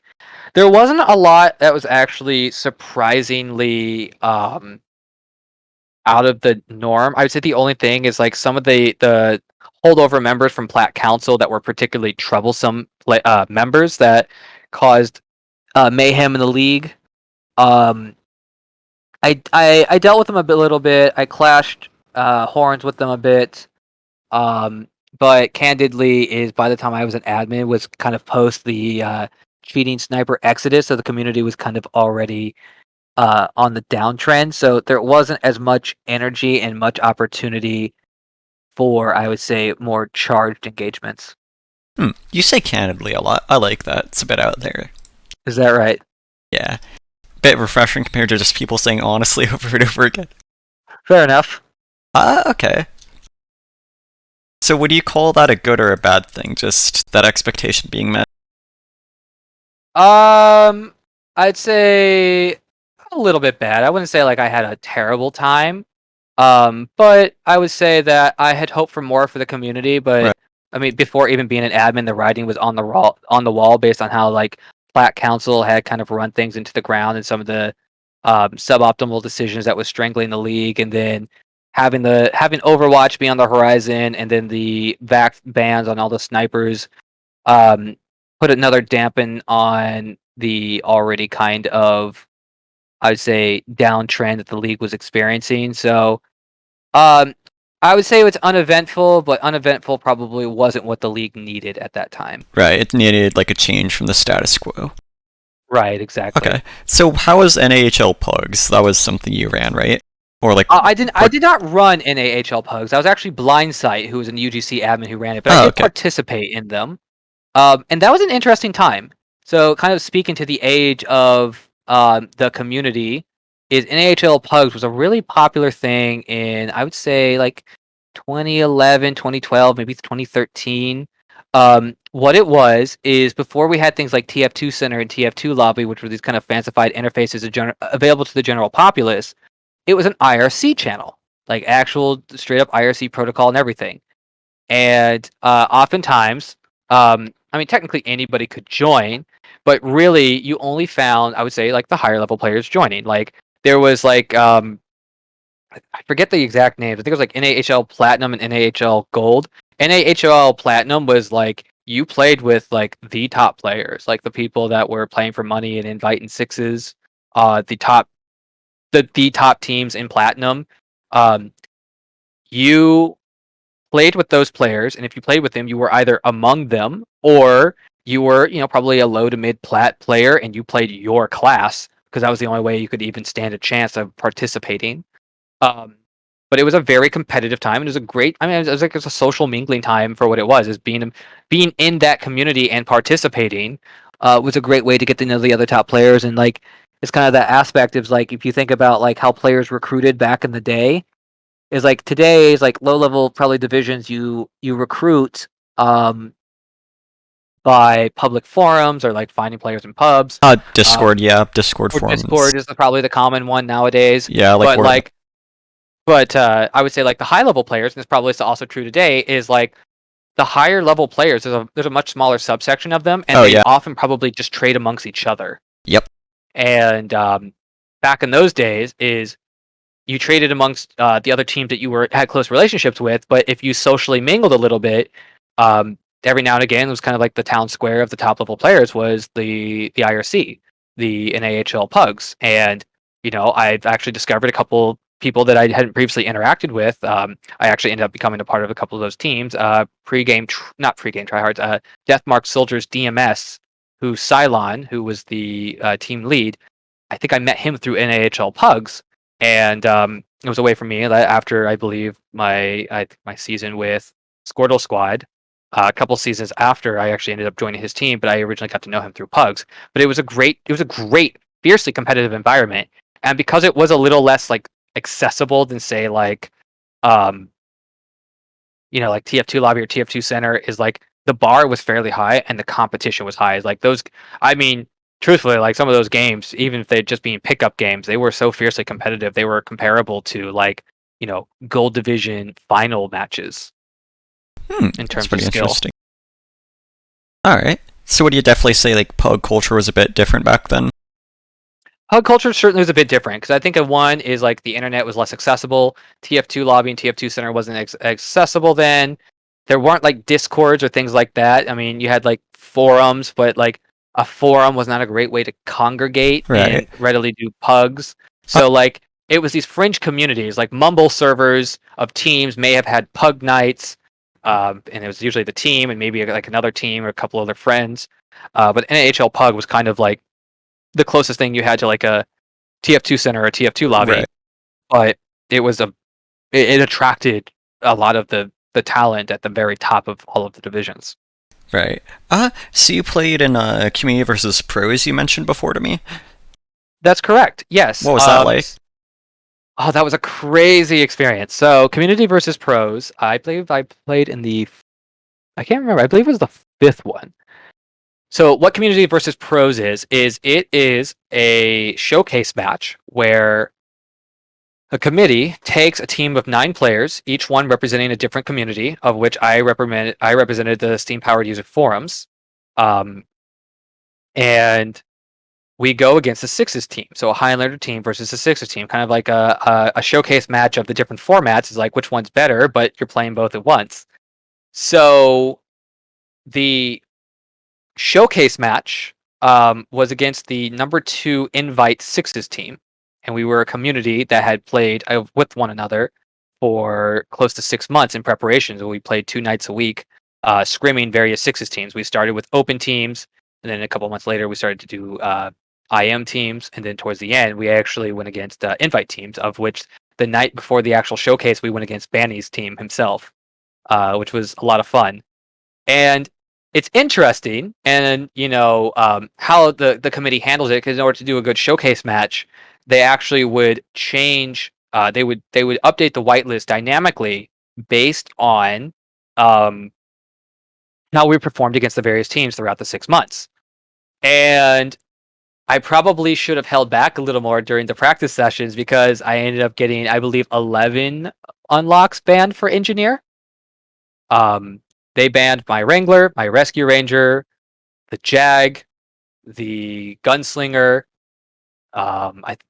Thompson was just banned by default, which that's not something I really use. The Widowmaker got banned. By the time I think it was done, I think the only thing I had accessible to me was the Southern Hospitality. But it was a lot of fun because there were a lot of strats that I learned and employed, which were like, one of my favorite ones was we would play Badlands. Whenever we would secure fourth, I would do a Wrangler jump and I would put a Sentry on the enemy's spire. And I remember when the Sixes players during their stream, they're like, listening to the comms. It was really funny. There was this guy that says like, "Hey, like guys, if they got a Sentry on Spire," and like you hear this other guy and he goes, "Wait, on our Spire?" And he goes, "Yes." And then you just hear silence and you just hear, "What a badass." I was just like, it's the funniest thing. Respect. Yeah. So anyways, funny story. After they banned all my unlocks, I still tried to do cheeky strats. Originally, Lakeside was meant to be one of the 3 maps that was going to be in rotation, and I kept sneaking onto the enemy battlements, and I was putting level 3 sentries on the enemy sniper battlements, and they got so frustrated they didn't know how to ban it that they just ended up changing the map to Freight. Oh, no, not Freight. They just changed the map. Foundry. They changed it to Foundry. But yeah, no, it was a fun experience. I had 6 months of preparation, and then when we actually did the event, it actually took place on the front page of Twitch TV in 2013, which was really exciting. Why don't you think we really see anything like that anymore? So for every previous Community versus Pros event, every single one Valve gave a nod to on the TF2 blog, and they actually gave out medals and things like that. But that was the event where they stopped doing those things. And so that's why you have that perspective from earlier, kind of. Right. And the community that was hosting it, the organizational group they still had good engagement. Like it was the front page of Twitch TV, had thousands of viewers, but it wasn't what it was in years past, and they were struggling to keep engagement. And I think at that point is they just lost interest, and I don't think anybody wanted to take the reins from them. Right. And I guess maybe they felt there was like also a decline in interest themselves, like they hit the peak of the community interest. So it kind of just, I think, just kind of went by the wayside. I mean, it'd be fun to see that again. I'd certainly love to see a community. Yeah, maybe RGL could do that. Yeah, it could be a fun resurgence. Yeah, and it's the same league, right? They have the Highlander players and the Sixes players all under the same rules. Why not? Right, yeah. Exactly. Yeah, that was the interesting thing too, is that the coordinators actually, the most prestiged Highlander teams were in UGC. The most prestiged Sixes teams were in ESEA. So they mostly pulled, not everyone was a competitive player, but they mostly pulled from competitive players all throughout the Highlander from UGC, and then they pulled the Sixes teams from ESEA. So they actually did a cross collaboration. But I imagine with RGL having Sixes and Highlander in the same roof, it might be a little harder because you might have players that participate in both. But I think there's another aspect that made Community versus Pros distinct. Is Communities versus Pros, they took each player on the Highlander team was a completely separate, unique community. I represented Steam Power User Forums. We had someone that may have represented, there was a community, I believe, literally called Fuck Yeah TF2. That was like a Tumblr community.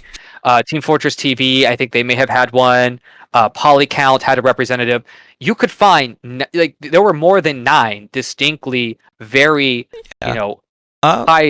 high fidelity communities. I could read them over real quick if you want. Yeah, sure, that'd be great. Yeah, so you had VP77 Sephiroth, Edge Gamers Organization on Scout, Fusion IBBY, Source OP Soldier, Liz PKC, Fuck Yeah TF2 on Pyro, Scott Ors from BO Iceberg, Labcoat Gamers Demoman, Executor Dr. Nightnick, Decent Teammates Heavy, Gamemaster Genobi, Steam Users Forum Engineer, On Your Mark Panda, TRH Servers Medic, TN Oxygen Hack brackets SE. I don't know if that's square what the specific term is, but it's brackets. Dystopia.hac, The Twisted Network on Sniper, and Optimus Prime, Yo Daddy Fool, NeoGamers View on Spy. Yeah, so like most of those communities, I don't think half of them, probably if not almost all of them, don't exist today. Probably, yeah. But that was in an era where like there was like dozens and dozens of TF2 communities, and I think today we're probably consolidated. It'd probably be difficult to find 9 uniquely represented TF2 communities, um, like it was back in the day. Because like back then too, is like when these communities were nominated, it wasn't just like a community of like 5 or 6 people. It was like I think they had a minimum requirement of like a couple hundred members, and then they had to amongst themselves nominate someone they wanted to participate. It was, I mean, it was a high bar to participate, and I feel like we've, as any community matures or any game or the communities around a game mature, is they consolidate, and I feel like we've certainly entered a consolidation era where it would be a lot harder to find that type of um, diverse representation. Is like each of those teams is like some of those classes even had significant representation. Oxy in particular, fun fact, um, I met Oxy through Community versus Pros, and he was being the sniper that he was such a good sniper. I brought him to my competitive teams, and we played competitive a number of seasons after. But the lead or the community he represented was a well-known sniping community, and I think that a small subset of those like sniper players still every blue moon they asked me to set up their server for them, and they set up an SVS server. But it's kind of a resurgence of like for some of those communities they were very meaningful for the people they represented, and it was a big deal. Like a community of nothing but snipers decided to put their best sniper forward to represent them in this showcase, and it was a different era for sure. Right. Let's see. Let me just go and see if I can find like any of the communities if they're still active.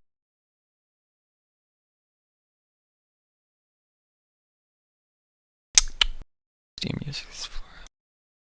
Let's see. So from what it looks like so far, Edge Gamers organization is alive. They still do TF2 stuff. Source up the community. Let's see. I don't think it's that active anymore. I think a thing with a lot of these older communities is that they just have like dead Steam groups where it's just like nothing happens anymore. I mean, a lot of these places they had like their own websites and everything. They weren't just Steam groups. Like they had like Right. full communities and everything. Let's see. Yeah, I don't think Fuck Yeah TF2 is alive. I suspect that it's not. The forums, I guess that's like a different thing now. Right.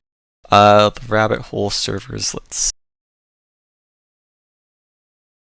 The rabbit hole isn't around anymore.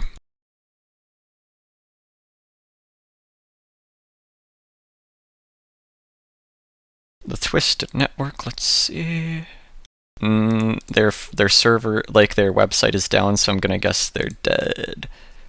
Let me check though. Also, for what it's worth, I found a promotional poster. I actually have this very poster hanging on my wall as a memorial of this. That's what I'm looking at online right now. Yeah, pretty sure. Mhm. Let me just double check. So, I think I accidentally sent you 2 links. Yeah, that's what I've been looking at. I have that like on display. Yeah.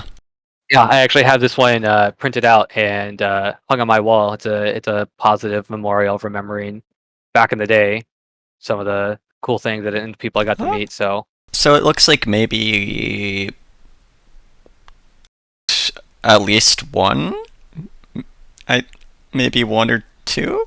1 or 2. I mean, yeah. I mean, 2013 was 9 years ago. So I mean, it's been nearly a decade for a lot of this. It's just surprising to see like entire communities just sort of vanish like that. Yeah, I mean, like I said, like even with the own community, the Overclocked Remix TF2 community, back when I did, it used to be 2 servers that filled on a nightly basis every day for years, and now we're a fraction of what we once were. We still have a community under a new name, but communities reorganize, and but no, it's still it's a good memorial of the times of like during the heyday of TF2 to see like those communities were probably pillars of what represented the broader TF2 community, and it's just great to have those memories and remember the good times. Right, and sort of get those covered. Yeah, like sort of archive those in a way. Yeah, make sure the memory doesn't die out, because the memory is what keeps this community going. I feel like, yeah. Exactly. So sorry. Yeah, no, I'm just certainly just agreeing with you. Oh yeah, we are gamers agreeing. No way. So it looks like you did play for a little bit on RGL. Yeah, what was that like? So by the time I actually began in RGL, I was already kind of starting my career out in the West Coast. I had moved across the country, so I was uprooted from a lot of what I was accustomed to. So I wasn't able to be a main on any of those teams. I was only a sub. I believe I played. There was two different teams. Um, there was, I believe, Heartthrobs, which that was a couple of years after I had stopped playing. There was, I believe, a UGC admin, Doppel, who had also retired from the game, and he wanted, for the hell of it, to reinitialize a new team. And he just wanted to get all his old gaming buddies back together. So I think that he reached out to me. It sounded like fun because I didn't recognize most of the people he was bringing onto the team, but none of us had played the game from anywhere from like 2 to 5 years. So like, um, all of us were rusty. None of us understood the lingo, the meta. We didn't understand RGL, and we joked that we called it it was the team of robbing the retirement home. Is everyone there was just all retirees being kicked back into it, and we didn't know what we were doing. We had fun for a few games. Unfortunately, I think for most of us, life had gotten in the way. Most of us were either in college or after college in our career, so that one didn't last for the longest. And then the other team, I believe, was I Hate Mondays. I Yeah. had someone who was a friend of the team, and they needed a sub, so they asked me to sub for them. And I think they never once asked me to actually participate. So I'm pretty sure I ended up um, getting a first place medal. In fact, I think it got bugged because I hadn't launched my game in so long. I didn't actually launch it at all that season. Not only did I not participate in a single match, I was the only one on the team to get two first place medals for that particular season. So, unfortunately, my RGL experience is far more limited than my UGC one because at the time that I still was a regular player, UGC was more of the status quo, um, and RGL was a little bit more past my heyday. That's definitely fair. Let's see. So another thing you mentioned to me before in the past was gunslinger engineers playing against a Highlander team. Oh yes, this was another fun one. So this is back again in the kind of the heyday of TF2 where things were going all over. So the Steam powered user forums at the time when it was still not the Steam integrated discussion boards, it was an actual V bulletin board on like Steam or Valve's website itself. Um, there used to be a lot of member activity, like I'd say a couple thousand users at any given time. And someone put together, I think it was like Caster, I think Caster for some, maybe Team Fortress TV, they put on a showcase event.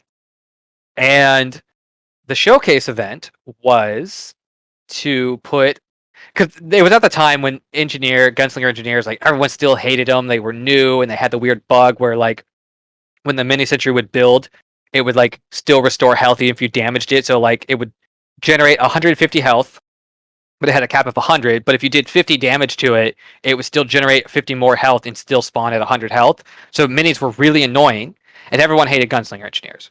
So taking the meme too far, the caster put on a community event where they put 9 gunslinger engineers against a Highlander team, with the exception that on the Highlander team, they swapped out the engineer on that team with a demo knight. So it was a Highlander team minus an NG plus a demo knight, and 9 gunslinger engineers. And you weren't allowed to use a wrench. Everyone had to be gunslinger. And it was just a really silly game. I don't remember what all the maps were, but I do remember that on Double Cross, I gave the caster a run for her money because in addition to a lot of my unorthodox engineering strategies, I actually learned and popularized a lot of my strategies before the Wrangler was even a thing. I used to be able to, believe it or not, I have a gimmick for maps like Fastlane, the scaffolding, the rooftop on Fastlane. I can get a full nest on top of Fastlane without using the Wrangler. In fact, before you could even move buildings, I was able to get a full nest up there without even having movable buildings or a Wrangler. And there's lots of strategies like that. You can do it on maps like Nucleus and get in the rafters without needing Wrangler. But anyways, on Double Cross in particular, there's a very cheeky jump you can do where if you're on either battlements, particularly the enemy's battlements in this situation, if you put a dispenser down, you can do a very, very specific crouch angle jump. And if you get the momentum just right, you can get on the roof. of the battlements on Double Cross. And I kept it a secret. I let us go back and forth and focus on getting their intel for about a cap or two. We were struggling a little bit, but we got one, they got one. But all the focus was on the intel. Because everyone's like, "Oh, it's just a typical game. Just gonna all rush that." I, in a very sneaky fashion, snuck to the battlements on the enemy side and put down a teleporter. And then I communicated to my team. I said, "Hey guys, group up. I'm gonna build a celly level 3. We're all gonna take this, and you guys are gonna set up nest." And they're like, "Well, where's it at?" I'm just like, "Just trust me." I'm just like, "Let's go with it." So they all took the telly. Next thing you knew, 5 dispensers, 5 teleporter exits, and there was like 4 to 6 minis just all across the top of the double cross battlements on the enemy side. And the game just went to a standstill because nobody could actually get out and peek because the minis would all target and just like destroy people. And anytime like there's like 1 or 2 blind spots, anytime anyone tried to do that, we just had an engineer that would just patrol the low areas and just start shotgunning people trying to corner it. And like the whole thing just devolved into a whole circus act where it's just like gunslinger engineers just overrunning the rooftop, and like they could go get the intel, but the enemy team couldn't get out because it was just an absolute gridlock, and it was really funny. World War One. What's that? This relating it to World War One. Yeah, trench warfare, except it's rooftop warfare instead. It's the Roof warfare. Okay. And then yeah, you've done a MVM map in the past, right? I did. So what was that like? That was actually a lot of fun. I'm really sad to say it never ended up getting finished. So what the map was is before I created the alternative fortress mod where I changed all the attributes in the game, I actually explored the attributes in the game and I learned something. As I was exploring the MVM source files, I found out you can create basically custom MVM robots that have attributes applied to the weapons. You can make them arbitrary attributes. And I had an inspiration at the time. So I did 2 things. I did one, I have a really funny video where I created a MVM wave on, I believe, Manhattan. And you got a link to the video? Yeah, let me see if I can find you that video. And what it was is it was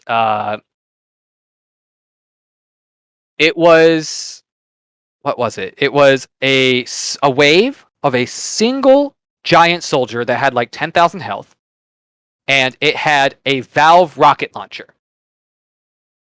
So, as you can expect, it was Robin Walker's, Valve rocket launcher, 1-for-1 copied onto this soldier. Had like, 99,000 rockets. It fired like almost instantly. They did like so much damage that there's no amount of mitigation that keep you alive. But I made it because the short circuit had just been modified, and I don't know if you remember this, but there was a time the short circuit when it was modified, it was so broken that if you just held down left click, all you had to do was hold down left click, and it would despawn all projectiles unconditionally. And to make a point of how broken the short circuit was, I created this Valve rocket launcher soldier, and I set up a strategic route of following the soldier where I knew the metal boxes were, and where there weren't metal boxes, I would have things like a dispenser set up in a strategic location that I could hold down mouse 1 basically the whole time, through the entire time. And I would be able to despawn every single Valve rocket launcher rocket and do damage to the soldier such that I could actually kill a single Valve rocket launcher giant soldier by just using the short circuit the entire time. I will certainly send you that video. It is fantastic. Let's see if I can pull it up. Versus.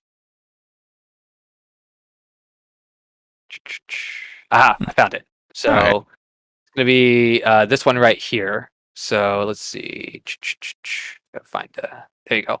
So yeah, you can just skip forward and you can just watch. It's just around, I think, give it to around 50 seconds or so, and then that's about when the engagement starts. Alright, let's see this skirmish unfold.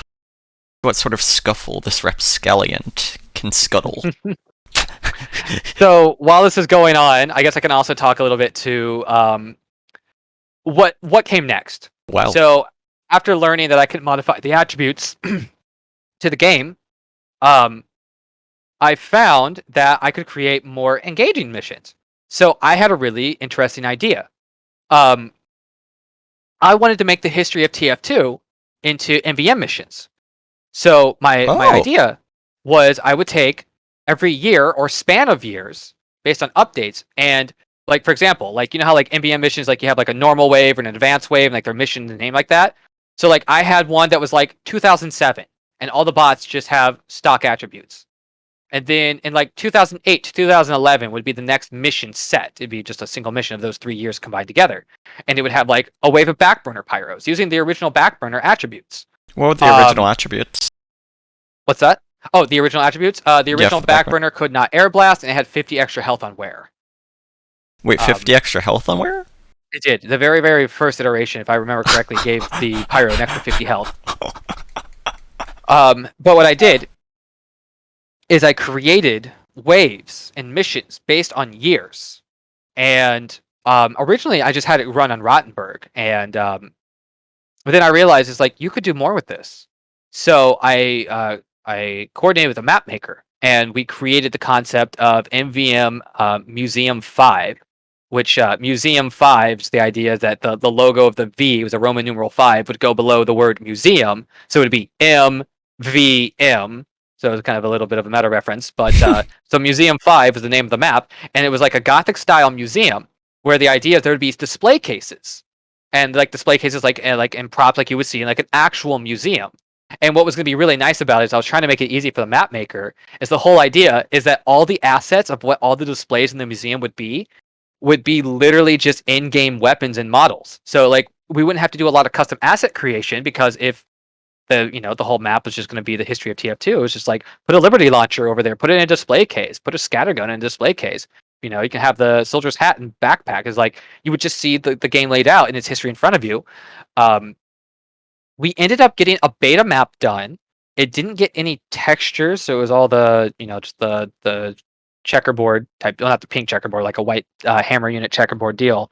The map never was finished, but we ended up getting most of the missions done. The last mission, because I think at the time we were doing the initiative, let's say 2014, 2015, the game was on a bit of an update drought. But the last mission, we had like 2007 up to 2013, and 2013 was when there was so many updates. It was just an insane amount. So I just decided I wanted to make it like the hardest mission. It was a big splash. Wave 2013 was a Wave 666 style mission where it was just throwing all sorts of stuff at you nonstop, just one colossal wave. And at the end of the very end of everything, um, the final boss was a custom heavy that did not have real in-game attributes. What he had is he had a minigun that shot rockets, and the rockets had rocket specialist level 3 on them that would freeze the player in place, but they would fire so fast that once you started getting hit by the rockets, at the rate that they were hitting you, you would literally be glued there until you inevitably died. So it was like this really crazy boss style strategy. And what was funny about that is the rocket specialist would penetrate dead ringer and the heavy would not stop firing. So even dead ringer and invis was not enough to stop you from getting killed by this thing once it was on you. So it was like a crazy challenge to end it off. Um, while the map never did get finished, I did reach out to the map maker a number of years later, and I took my source files, the custom missions. We also created some custom icons so that each like robot, like there was like a holiday punch heavy, you have like a little holiday punch mittens icon. So like all of that was custom. We put the whole thing on GitHub. So if someone ever wanted to go out and actually like give some aesthetics to the map, and finally get that MVM mission across the finish line, like I would be so excited to see it. It'd be really cool to see. I will certainly send you a link for that once I'm able to Sure. dig it up. Okay.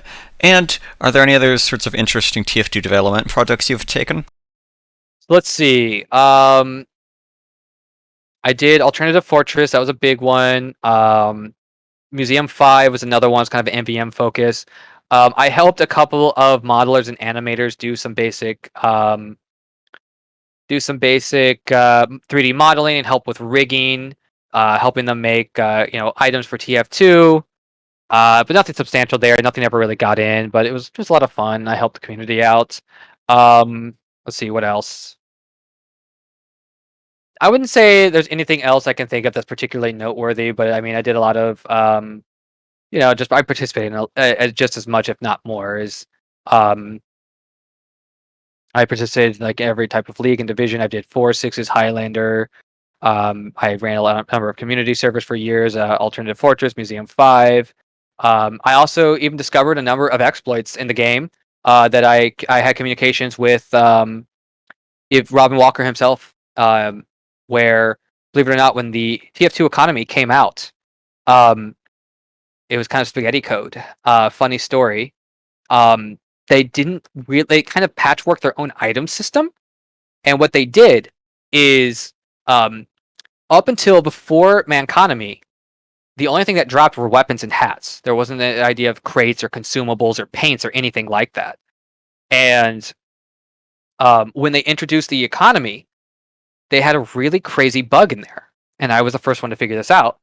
So what it was is every item that dropped in the game referenced an index number. So, which is to say, like, um, the Highlander is indexed 60, let's say. And what an Highlander was defined in your item schematics, which was a locally stored file that the game downloaded in plain text. I was just playing around with it. I was like, 16 years old, and I was just playing around. I was learning to, coding and config files. And for the hell of it, I was like, you know what? I wonder what would happen if I took the index config file for the Manco key and overwrote a weapon like the Highlander. So I went in and I did it, and then I launched my game. The Highlander looked like a key. So I was like, well, I wonder if it'll open. So I took the Highlander and I targeted a crate. Countdown went. 5 seconds later, I think I unboxed like a paint or something. Blew my mind. Um, I ended up, in good faith, I immediately reported it to Valve. I was like, hey, here's the steps to reproduce. Here's what I did. I've only done it the one time. Kind of white hat hacking or gray hat hacking, I guess I should say, because they didn't put me up to it, and they didn't ban me or anything, so that's the good news. But always a little disappointed because despite finding that exploit, they never gave me anything for it. But I was always a little bitter about the fact that every person that found an exploit after that, like the guy that figured out that you could like you could mark a golden wrench as a stock item, and if you name tagged a stock golden wrench, it would give you a golden wrench. Every ever person that found an exploit after me actually ended up getting like the burning Max's heads and those crazy one of a time unusuals. Um, but that the I was actually the first person in the economy space to find that exploit, but they didn't start doing that informal procedure until after I actually discovered it. So to this day, despite having done such a thing, I don't really have a lot to show for it. Which is it's cool that I did it, but it would have been nice if they had a sense of retroactivity to acknowledge me the way that they acknowledge the other reporters of Right. exploits. Well, I'd say at least your actions in the community have just like left a pretty big legacy, even if that's not really realized today. And hopefully, this video could kind of help spread that. Yeah, for sure. I mean, I think that with today is, regardless of, whether people remember or not, I think what's really important to me is, like I said, is like the communities that I have built and I participated in have had a very negative, or not sorry, negative, a very positive um, impact on my life, and have helped shape like my career and where I am today. So I don't think that the recognition is important as much as it is just the actual positive takeaway. So in any regard, I'm glad having the opportunity to share um, all these the crazy experiences that have happened over the past decade. But independent of that, I think that it's important for me to not take for granted the other um, positive takeaways that I've had the pleasure of taking away after all these years. Hmm. Okay. Are there any other sorts of things you'd want to touch on, or do you think that's about it? Like, do you think that does your story justice? I think so. I Okay, can't. There might be like odds and ends here and there, but I think that is pretty good overview. that's fair. Okay then. All right. Well, that was let's see, 4 hours. Yeah, 4 hours. Damn. 3 hours, actually, I lied. Oh, okay. Did Time we start zone, at 6? time zone diff. I thought we started at 5 Pacific. Uh, we did. Well, I think we 9. spent a bit talking beforehand, though, yeah. Oh, yeah, fair enough. Gotcha. Wow. The hell of a... Are you still recording, by the way, or...? I'll go and end it now, yeah.